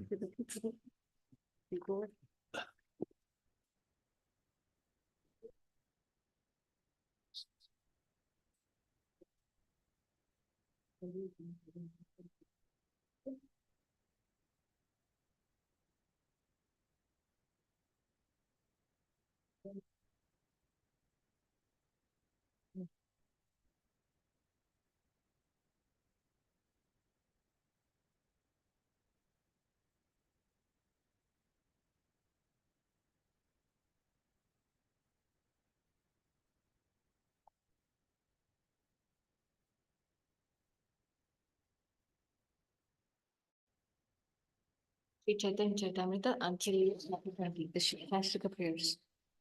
The following summary of the 20th chapter is given by Srila Bhaktivinoda Thakur in his Amrita Pravaha Bhasya. Sri Chaitanya Mahaprabhu passed his nights tasting the meaning of the Śikṣāṣṭaka prayers in the company of Swarup Damodar Goswami and Ramananda Rai. Sometimes he recited verses from Jayadev Goswami's Gita Govinda, from Srimad Bhagavatam, from Ramananda Rai's Jagannath Vallabha Nataka, or from Bilvamangal Thakur's Krishna Karnamrita. In this way, he became absorbed in ecstatic emotions.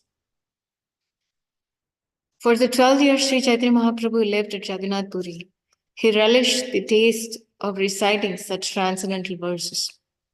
Although the Lord was present in this mortal world for 48 years, after hinting about the Lord's disappearance, the author of the Caitanya Caritamrta gives a short description of the entire Anthya lila and thus ends his book.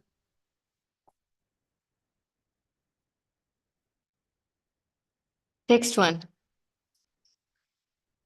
Only the most fortunate will relish the mad words of Sri Chaitanya Mahaprabhu, which were mixed with jubilation, envy, agitation, submissiveness, and grief, all produced by ecstatic loving emotions. All glories to Lord Sri Chaitanya Mahaprabhu, all glories to Lord Nityananda, all glories to Advaita Chandra, and all glories to all the devotees of Sri Chaitanya Mahaprabhu. While Sri Chaitanya Mahaprabhu thus resided at Jagannath Puri Nilachala, he was continuously overwhelmed night and day by separation from Krishna. Day and night, he tasted transcendental blissful songs and verses with two associates, namely Swarup Damodar Goswami and Ramananda Rai. He relished the symptoms of various transcendental emotions such as jubilation, lamentation, anger, humility, anxiety, grief, eagerness, and satisfaction. He would recite his own verses, expressing their meanings and emotions, and thus enjoy tasting them with these two friends. Sometimes the Lord would be absorbed in a particular emotion and would stay awake all night reciting related verses and relishing their taste.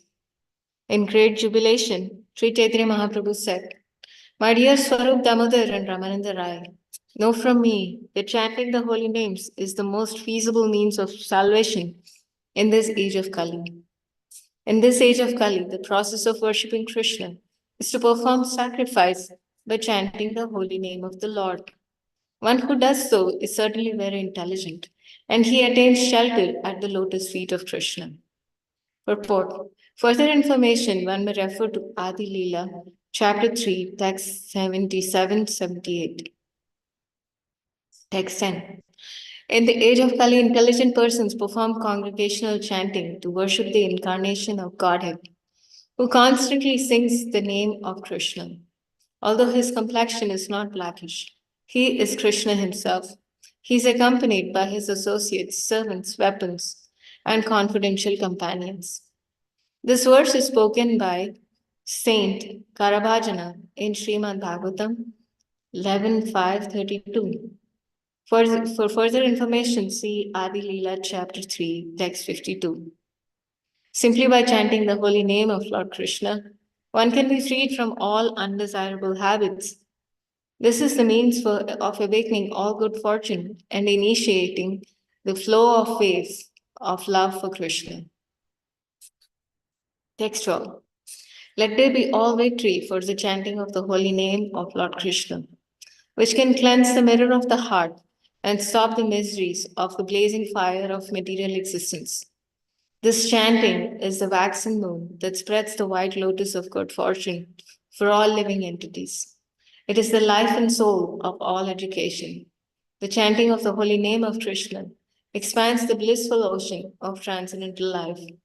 It gives a cooling effect to everyone and enables one to fully taste full nectar at every step. Purport.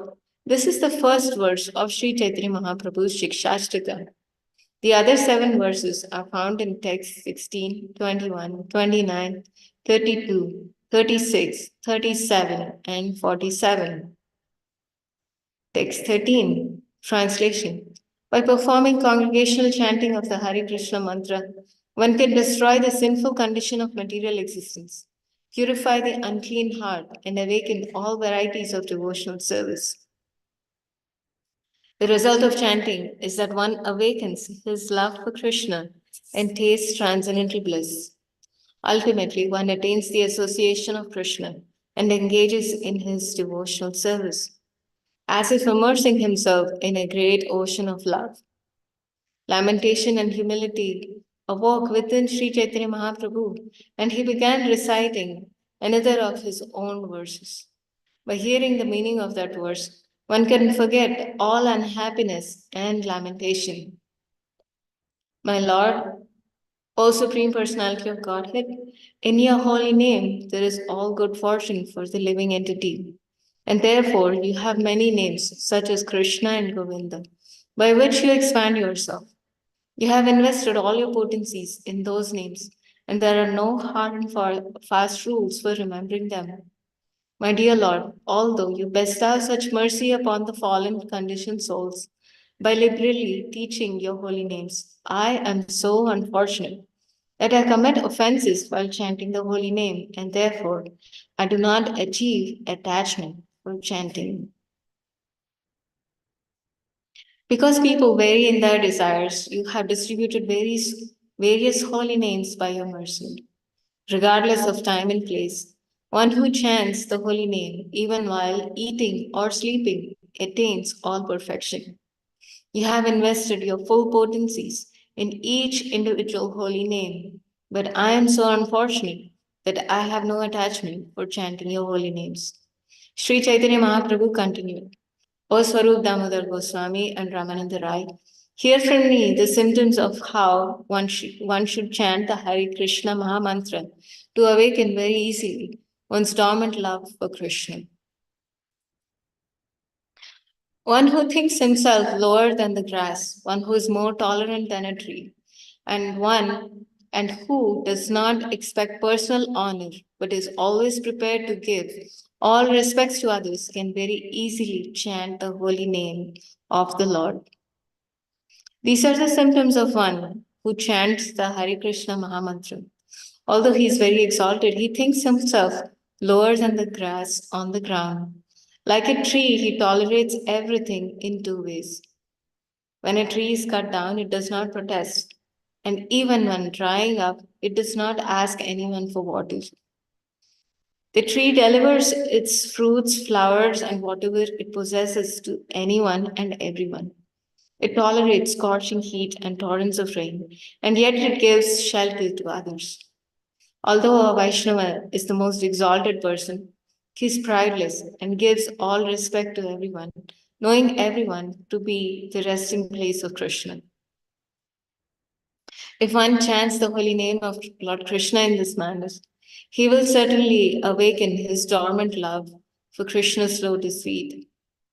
As Lord Chaitanya spoke in this way, his humility increased, and he began praying to Krishna that he could discharge pure devotional service. Whenever there is a relationship of love of Godhead, its natural symptom is that the devotee does not think of himself a devotee. Instead, he always thinks that he has not even a drop of love for Krishna. Purport. Srila Bhaktisiddhanta Saraswati Thakur comments that persons who are actually very poor because they do not possess even a drop of love of Godhead or pure devotional service falsely advertise themselves as great devotees, although they cannot at any time relish the transcendental bliss of devotional service. A class of so called devotees, known as Prakrita Sahajiyas, sometimes display devotional symptoms to exhibit their good fortune. They are pretending, however, because these devotional features are only external. The Prakrita Sahajiyas exhibit these symptoms to advertise their so called advancement in love of Krishna. But instead of praising the Prakrita Sahajiyas for their symptoms of transcendental ecstasy, pure devotees do not like to associate with them. It is not advisable to equate the Prakrita Sahajiyas with pure devotees. When one is actually advanced in ecstatic love of Krishna, he does not try to advertise himself. Instead, he endeavors more and more to render service to the Lord. The Prakrita Sahajiyas sometimes criticize pure devotees by calling them philosophers, learned scholars, knowers of the truth, or minute observers, but not devotees. On the other hand, they depict themselves as the most advanced transcendental blissful devotees, deeply absorbed in devotional service and mad to taste transcendental mellows. They also describe themselves as the most advanced devotees in spontaneous love, as knowers of transcendental mellows, as the topmost devotees in conjugal love of Krishna, and so on. Not actually knowing the transcendental nature of love of God, they accept their material emotions to be indicative of advancement. In this way, they pollute the process of devotional service. To try to become writers of Vaishnava literature, they introduce their material conceptions of life into pure devotional service. Because of their material conceptions, they advertise themselves as knowers of transcendental mellows, but they do not understand the transcendental nature of devotional service. Text 29, translation. O Lord of the universe, I do not desire material wealth, materialistic followers, a beautiful wife, or fruitive activities described in flowery language. All I want life after life is unmotivated devotional service to you. My dear Lord Krishna, I do not want material wealth from you, nor do I want followers, a beautiful wife, or results of fruitive activities. I only pray that by your causeless mercy, you can give me pure devotional service to you, life after life. In great humility, considering himself a conditioned soul of the material world, Sri Chaitanya Mahāprabhu again expressed his desire to be endowed with service to the Lord. O my Lord, O Krishna, son of Nanda Maharaj, I am your eternal servant. But because of my own fruitive acts, I have fallen into this horrible ocean of nescience. Now please be causelessly merciful to me. Consider me a particle of dust at your lotus feet. I am your eternal servant, but I forgot your lordship. Now I have fallen into the ocean of nescience and have been conditioned by the external energy. Be causelessly merciful to me by giving me a place with the particles of dust at your lotus feet, so that I may engage in the service of your lordship as your eternal servant. Natural humility and eagerness then awoke in Lord Sri Chaitanya Mahaprabhu. He prayed to Krishna to be able to chant the Mahamantra in ecstatic love. My dear Lord, when will my eyes be beautified by filling with tears that constantly glide down as I chant your holy name? When will my voice falter and all the hairs on my body stand erect in transcendental happiness as I chant your holy name? Without love of Godhead, my life is useless. Therefore, I pray that you accept me as your servant and give me the salary of ecstatic love of God. Separation from Krishna awoke various mellows of distress, lamentation, and humility. Thus, the Sri Chaitanya Mahaprabhu spoke like a crazy man. My Lord Govinda, because of separation from you, I consider even a moment a great millennium. Tears flow from my eyes like torrents of rain, and I see the entire world as void. In my agitation, a day never ends, for every moment seems like a millennium. Pouring incessant tears, my eyes are like clouds in the rainy season. The three worlds would become void because of separation from Govinda. I feel as if I were burning alive in a slow fire. Lord Krishna has become indifferent to me, just to test my love, and my friends say better to disregard him. While Srimati Radharani was thinking in this way, the characteristics of natural love became manifest because of her pure heart.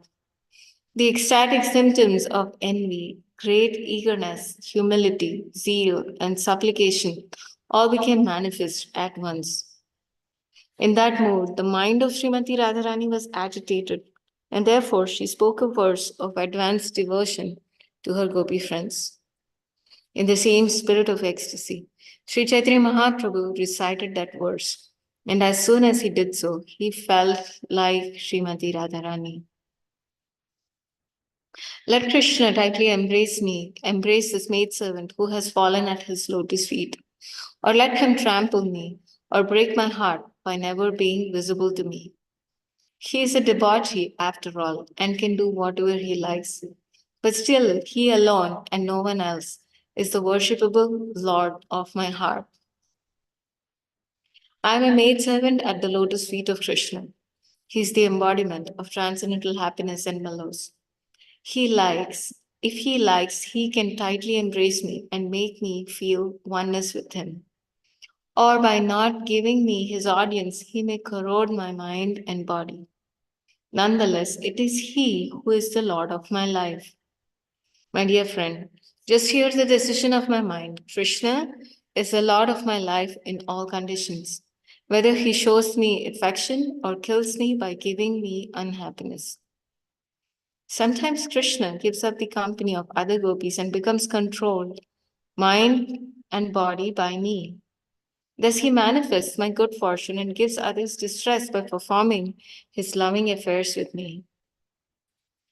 Or since, after all, he is very cunning, obstinate, debauchee, with the propensity to cheat, he takes to the company of other women. He then indulgence in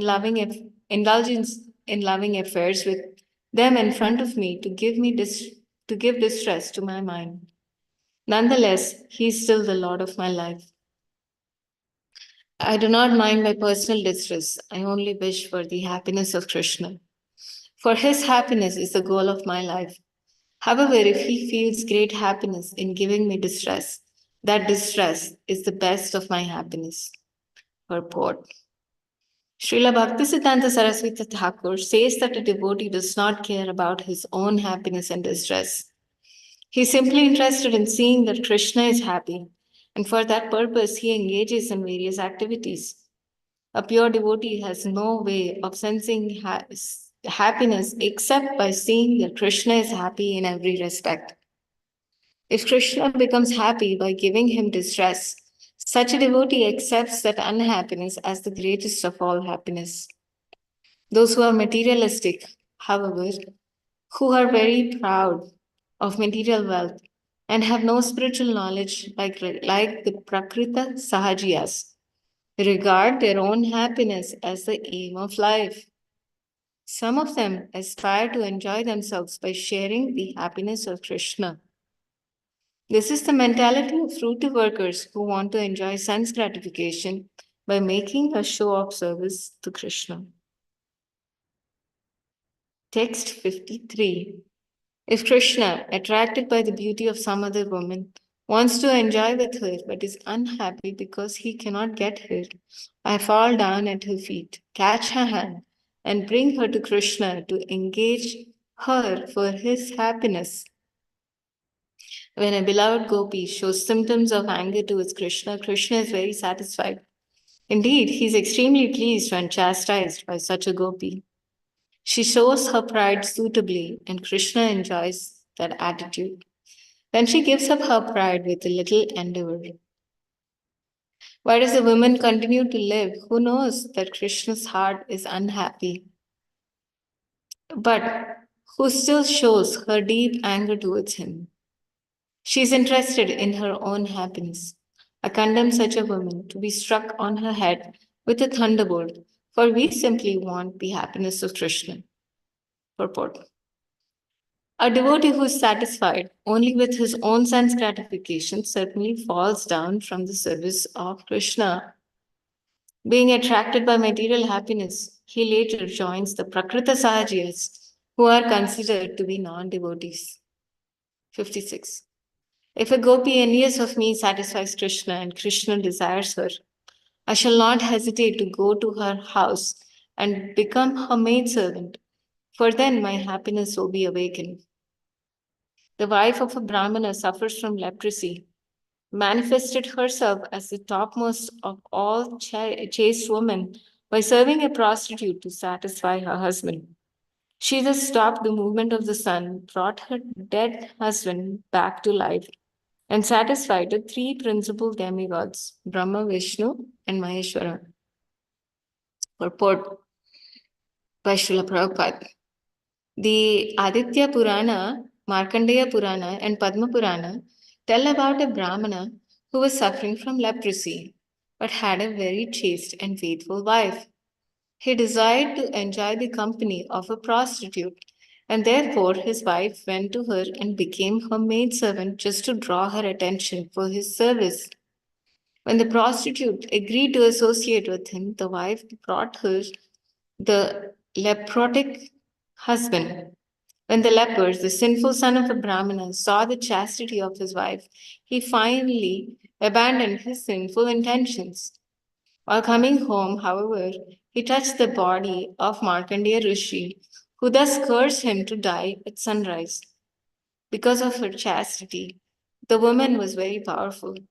Therefore, when she heard about the curse, she vowed to stop the sunrise. Because of her strong determination to serve her husband, the three deities, namely Brahma, Vishnu, and Maheshwara, were very happy and they gave her the benediction that her husband would be cured and brought back to life. This example is given herein to emphasize that a devotee should engage himself exclusively for the satisfaction of Krishna without personal motives. That will make his life successful. 58. Krishna is my life and soul. Krishna is the treasure of my heart. Indeed, Krishna is the very life of my life. I therefore keep him always in my heart and try to please him by rendering service. That is my constant meditation. My happiness is in the service of Krishna, and Krishna's happiness is in union with me. For this reason, I give my body in charity to the lotus feet of Krishna, who accepted me as his loved one and calls me his most beloved. It is then that I consider myself his maidservant. Service to my lover is the home of happiness and is more sweet than direct union with him. The goddess of fortune is evidence of this, for although she constantly lives on the heart of Narayan, she wants to render service to his lotus feet. She therefore considers herself a maidservant and serves him constantly. These statements by Srimati Radharani show the symptoms of pure love for Krishna tasted by Sri Caitanya Mahāprabhu. In that ecstatic love, his mind was unsteady.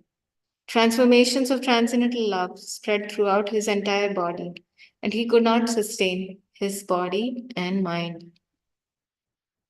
The pure devotional service in Vrindavan is like golden particles in the river Jambu. In Vrindavan, there is not a trace of personal sense gratification.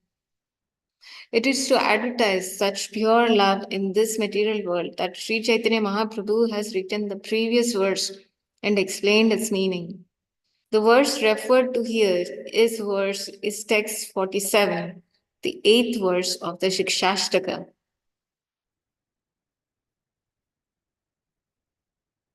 Text 63, translation.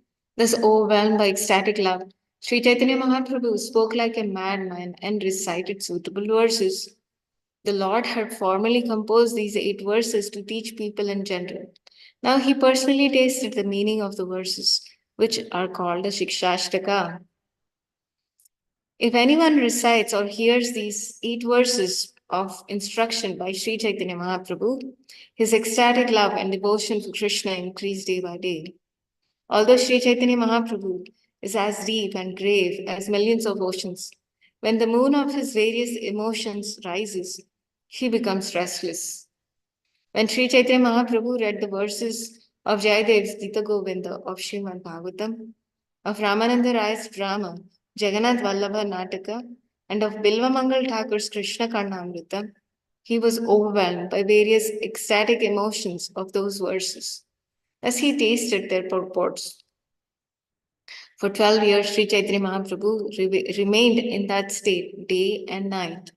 With his 2 friends, he tasted the meaning of those verses, which consist of nothing but the transcendental bliss and mellows of Krishna consciousness. Even Anantadev, who has thousands of faces, could not reach the end of describing the transcendental bliss of Sri Chaitanya Mahaprabhu's pastimes. How then could an ordinary living being with very little intelligence describe such pastimes? Nonetheless, I'm trying to touch but a particle of them just to rectify myself. There is no limit to Sri Chaitanya Mahaprabhu's activities and his words of madness. Therefore, describing them all, it would greatly increase the size of this book. Whatever pastimes Srila Vrindavan Das Thakur has described, I have merely summarized. I have only very briefly described the pastimes of Sri Chaitanya Mahaprabhu, not described by Vrindavan Das Thakur. Nonetheless, because those transcendental pastimes are so numerous, the size of this book has increased. It is impossible to describe all the pastimes elaborately. I shall therefore end this description and offer them my respectful obeisances. What I have described gives merely an indication, but by following this indication, one may obtain a taste of all the pastimes of Sri Chaitanya Mahaprabhu. I cannot understand the very deep, meaningful pastimes of Sri Chaitanya Mahaprabhu. My intelligence cannot penetrate them, and therefore I could not properly describe them. After offering my respectful obeisances at the lotus feet of all my Vaishnava readers, I shall therefore end this description of the characteristics of Sri Chaitanya Mahaprabhu. The sky is unlimited, but many birds fly higher and higher according to their own abilities. The pastimes of Sri Chaitanya Mahaprabhu are like the unlimited sky. How then can an ordinary living entity describe them all? I have tried to describe them as far as my intelligence allows, as if trying to touch a drop in the midst of a great ocean. Vrindavan Das Thakur is Lord Nityananda's favorite devotee, and therefore he is the original Vyasadeva in describing the pastimes of Sri Chaitanya Mahaprabhu. Purport by Srila Prabhupada Ki Jai. Srila Bhaktisiddhanta Saraswati Thakur says that all writers after Vrindavan Das Thakur, who are pure devotees of Sri Chaitanya Mahaprabhu and who have tried to describe the Lord's activities, are to be considered like Vyas. Srila Vrindavan Das Thakur is the original Vyasadeva in describing Chaitanya Lila, and all others who follow in his footsteps by describing Sri Chaitanya Mahaprabhu's pastimes are also to be called Vyasadeva. The bona fide spiritual master is called Vyasan because he is a representative of Vyasa. Worshipping the birthday of such spiritual master is called Vyasa Puja. Text 83. Translation. Although Vrindavan Das Thakur has within his jurisdiction the full store of Sri Chaitanya Mahaprabhu's pastimes, he has left aside most of them and described but a portion. What I have described was left aside by Vrindavan Das Thakur. But although he could not describe these pastimes, he gives us a synopsis. In his book named Chaitanya Mangala, Chaitanya Bhagavat, he has described these pastimes in many places. I request my readers to hear that book, for that is the best evidence. I have described the pastimes very briefly, for it is impossible for me to describe them in full. In the future, however, Vyasadeva will describe them elaborately. In the Chaitanya Mangal, Sri Vrindavan Das Thakur has stated in many places the factual truth that in the future Vyasadeva will describe the Lord's pastimes elaborately. Purport. The statement Age Vyasa Koribe Varnan is similar to a text in Chaitanya Bhagavat Adikanda, chapter 1, text 180, in which Vrindavan Das Thakur says, Sheshakanda Chaitanyera Anthya Vilas Vistare Varnite Achena Veda Vyas. The unlimited pastimes of Sri Chaitanya Mahaprabhu will be described by Veda Vyas in the future. Srila Bhaktisiddhanta Saraswati Thakur says that these pastimes indicate that in future, other representatives of Vyasadeva will elaborately describe Lord Chaitanya's pastimes. The purport is that any pure devotee in the disciplic succession who describes the pastimes of Sri Chaitanya Mahaprabhu is confirmed to be a representative of Vyasadeva. Text 88. The ocean of nectarian pastimes of Sri Chaitanya Mahaprabhu is like the ocean of milk. According to his thirst, Vrindavan Das Thakur filled his pitcher and drank that ocean. Whatever remnants of milk Vrindavan Das Thakur has given me are sufficient to fill my belly. Now my thirst is completely satiated. I am a very insignificant living being, like a small red-beaked bird. Just as such birds drink the water from the sea to quench their thirst, so I have touched only a drop of the ocean of Sri Chaitanya Mahaprabhu's pastimes. From this example, you may all understand how expensive are the pastimes of Sri Chaitanya Mahaprabhu. I infer that I have written is a false understanding, for my body is like a wooden doll. I am old and troubled by invalidity. I am almost blind and deaf. My hands tremble, and my mind and intelligence are unsteady. I am infected with so many diseases that I can neither properly walk nor properly sit.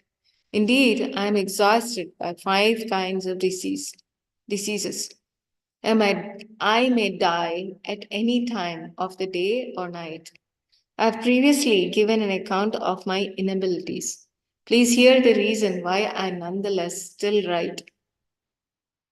I am writing this book by the mercy of the lotus feet of Sri Govinda Dev, Sri Chaitanya Mahaprabhu, Lord Nityananda, Advaita Acharya, and other devotees and the readers of this book, as well as Swarup Damodara Goswami, Sri Rupa Goswami, Sri Sanatan Goswami, Sri Raghunath Das Goswami, who is my spiritual master, and Sri Jiva Goswami.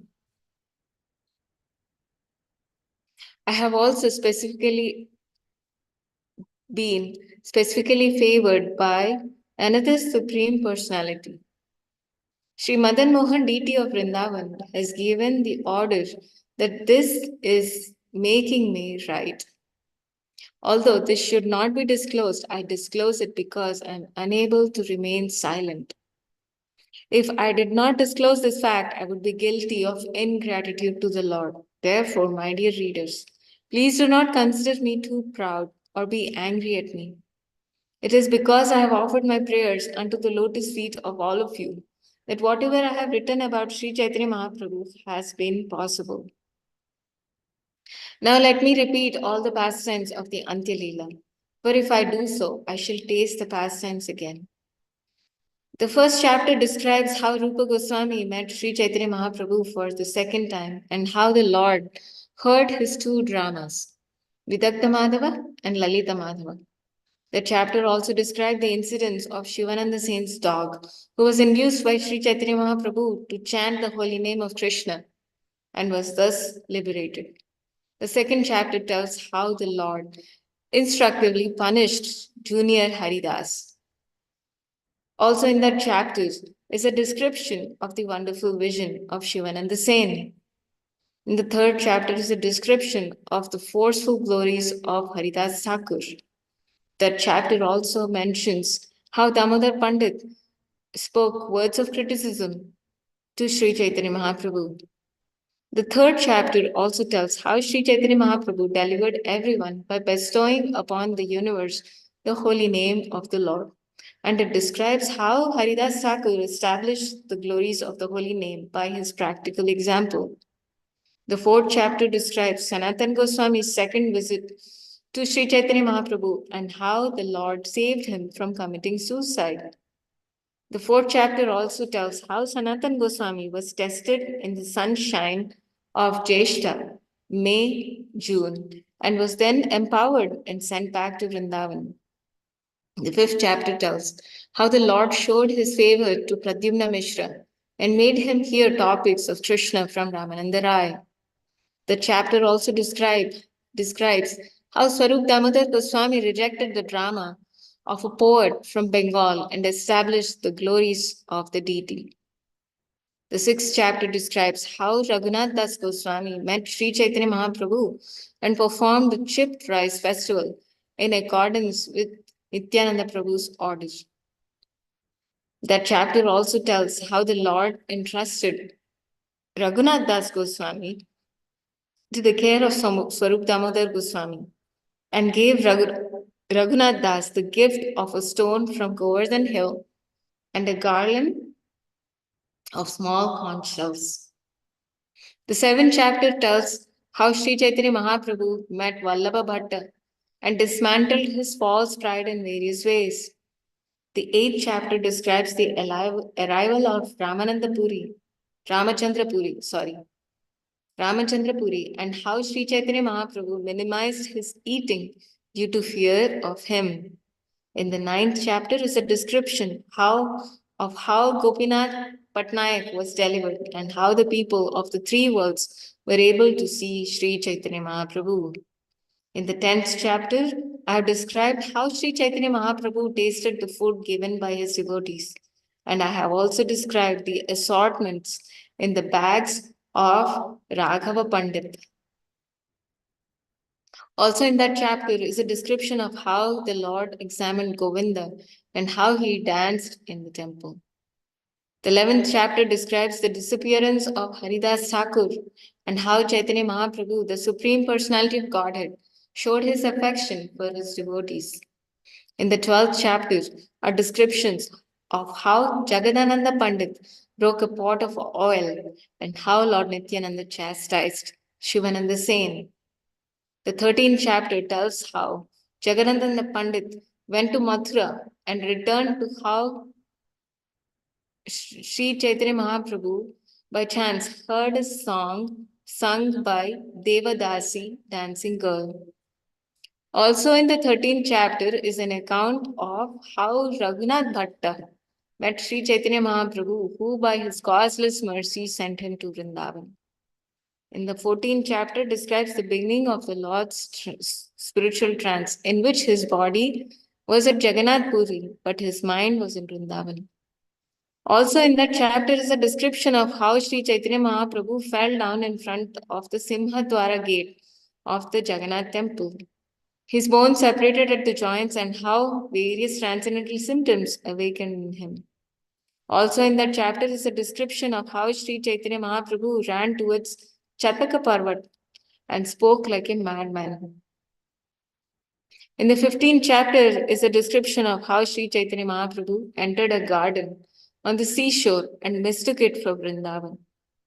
Also in that chapter is a description of the attraction of Lord Chaitanya's 5 senses to Krishna and how he searched for Krishna in the Rasa dance. In the 16th chapter tells how Sri Chaitanya Mahaprabhu showed his mercy to Kalidas and thus demonstrated the result of eating the remnants of the food of the Vaishnavas. It is also described how Shivananda Sen's son composed a verse and how the doorkeeper of the Simhadwar showed Krishna to Sri Chaitanya Mahaprabhu. Also in that chapter, the glory of Mahaprasadam are explained, and a verse is tasted describing the effect of nectar from the lips of Krishna. The 17th chapter recounts how Sri Chaitanya Mahaprabhu fell among the cows and assumed the form of a tortoise as his ecstatic emotions awakened. That chapter also tells how the attributes of Krishna's sound attracted the mind of Sri Chaitanya Mahaprabhu, who then described in ecstasy the meaning of Ka Stri Anga Te verse. The 17th chapter also tells how Sri Chaitanya Mahaprabhu, due to the conjunction of various ecstatic emotions, again began speaking like a madman and describing in detail the meaning of a verse from Krishna Karnamrita.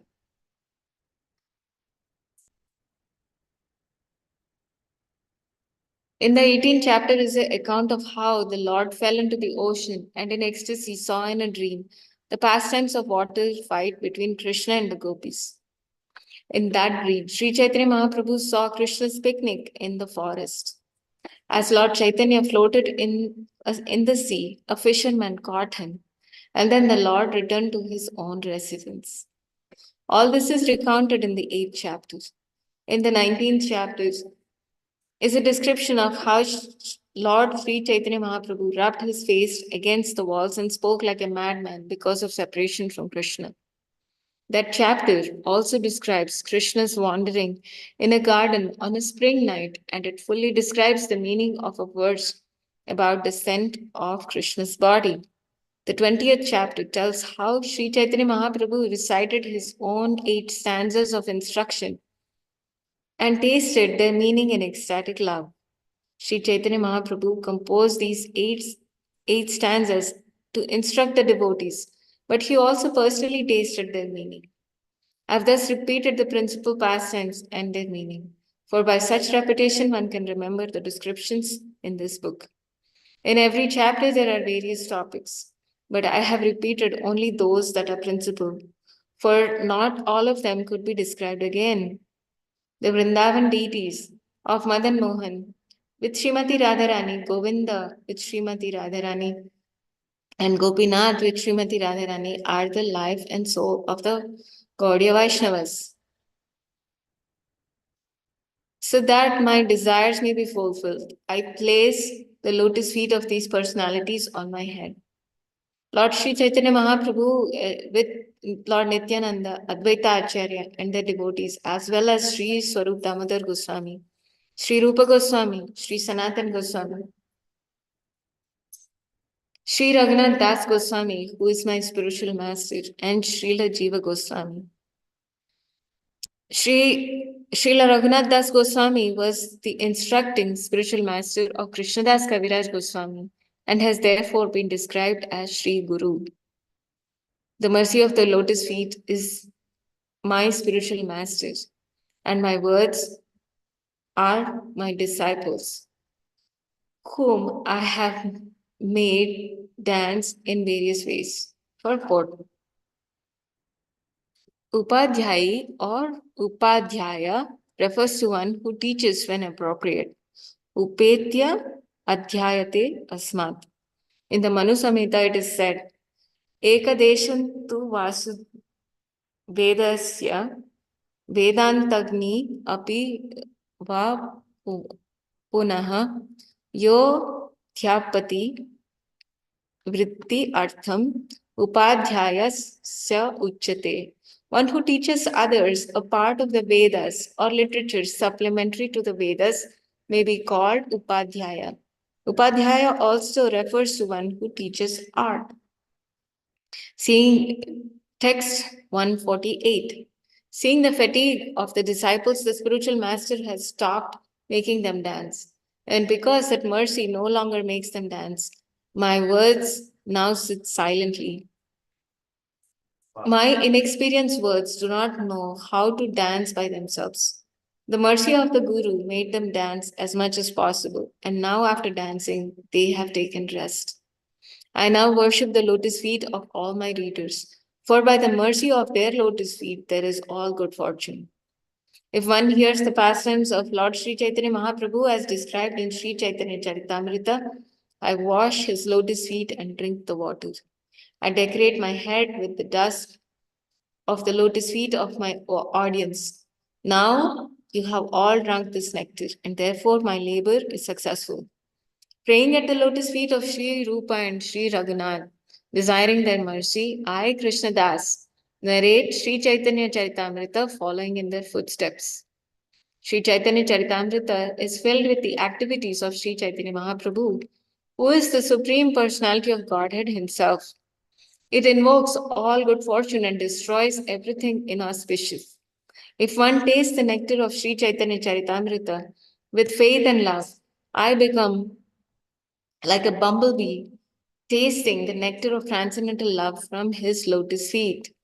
Since this book, Sri Chaitanya Charitamrita, is now complete, having been written for the satisfaction of the most opulent deities, Madan Mohanji and Govindaji, let it be offered at the lotus feet of Sri Krishna Chaitanya Dev. Realized devotees are like bumblebees, maddened by their own mellows at Krishna's lotus feet. The scent of those lotus feet perfumes the entire world. Who is the realized soul that could give them up? In Vrindavan, in the year 1537, Shatabda era, AD 1615, in the month of Jeshta, May, June, on Sunday, the 5th day of the waning moon, this Chaitanya Charitamrita has been completed. Thus end the Bhaktivedanta purports to Sri Chaitanya Charitamrita, Anthya lila, 20th chapter, describing the meaning of the Śikṣāṣṭaka and how the Lord tasted it himself. End of Anthya lila.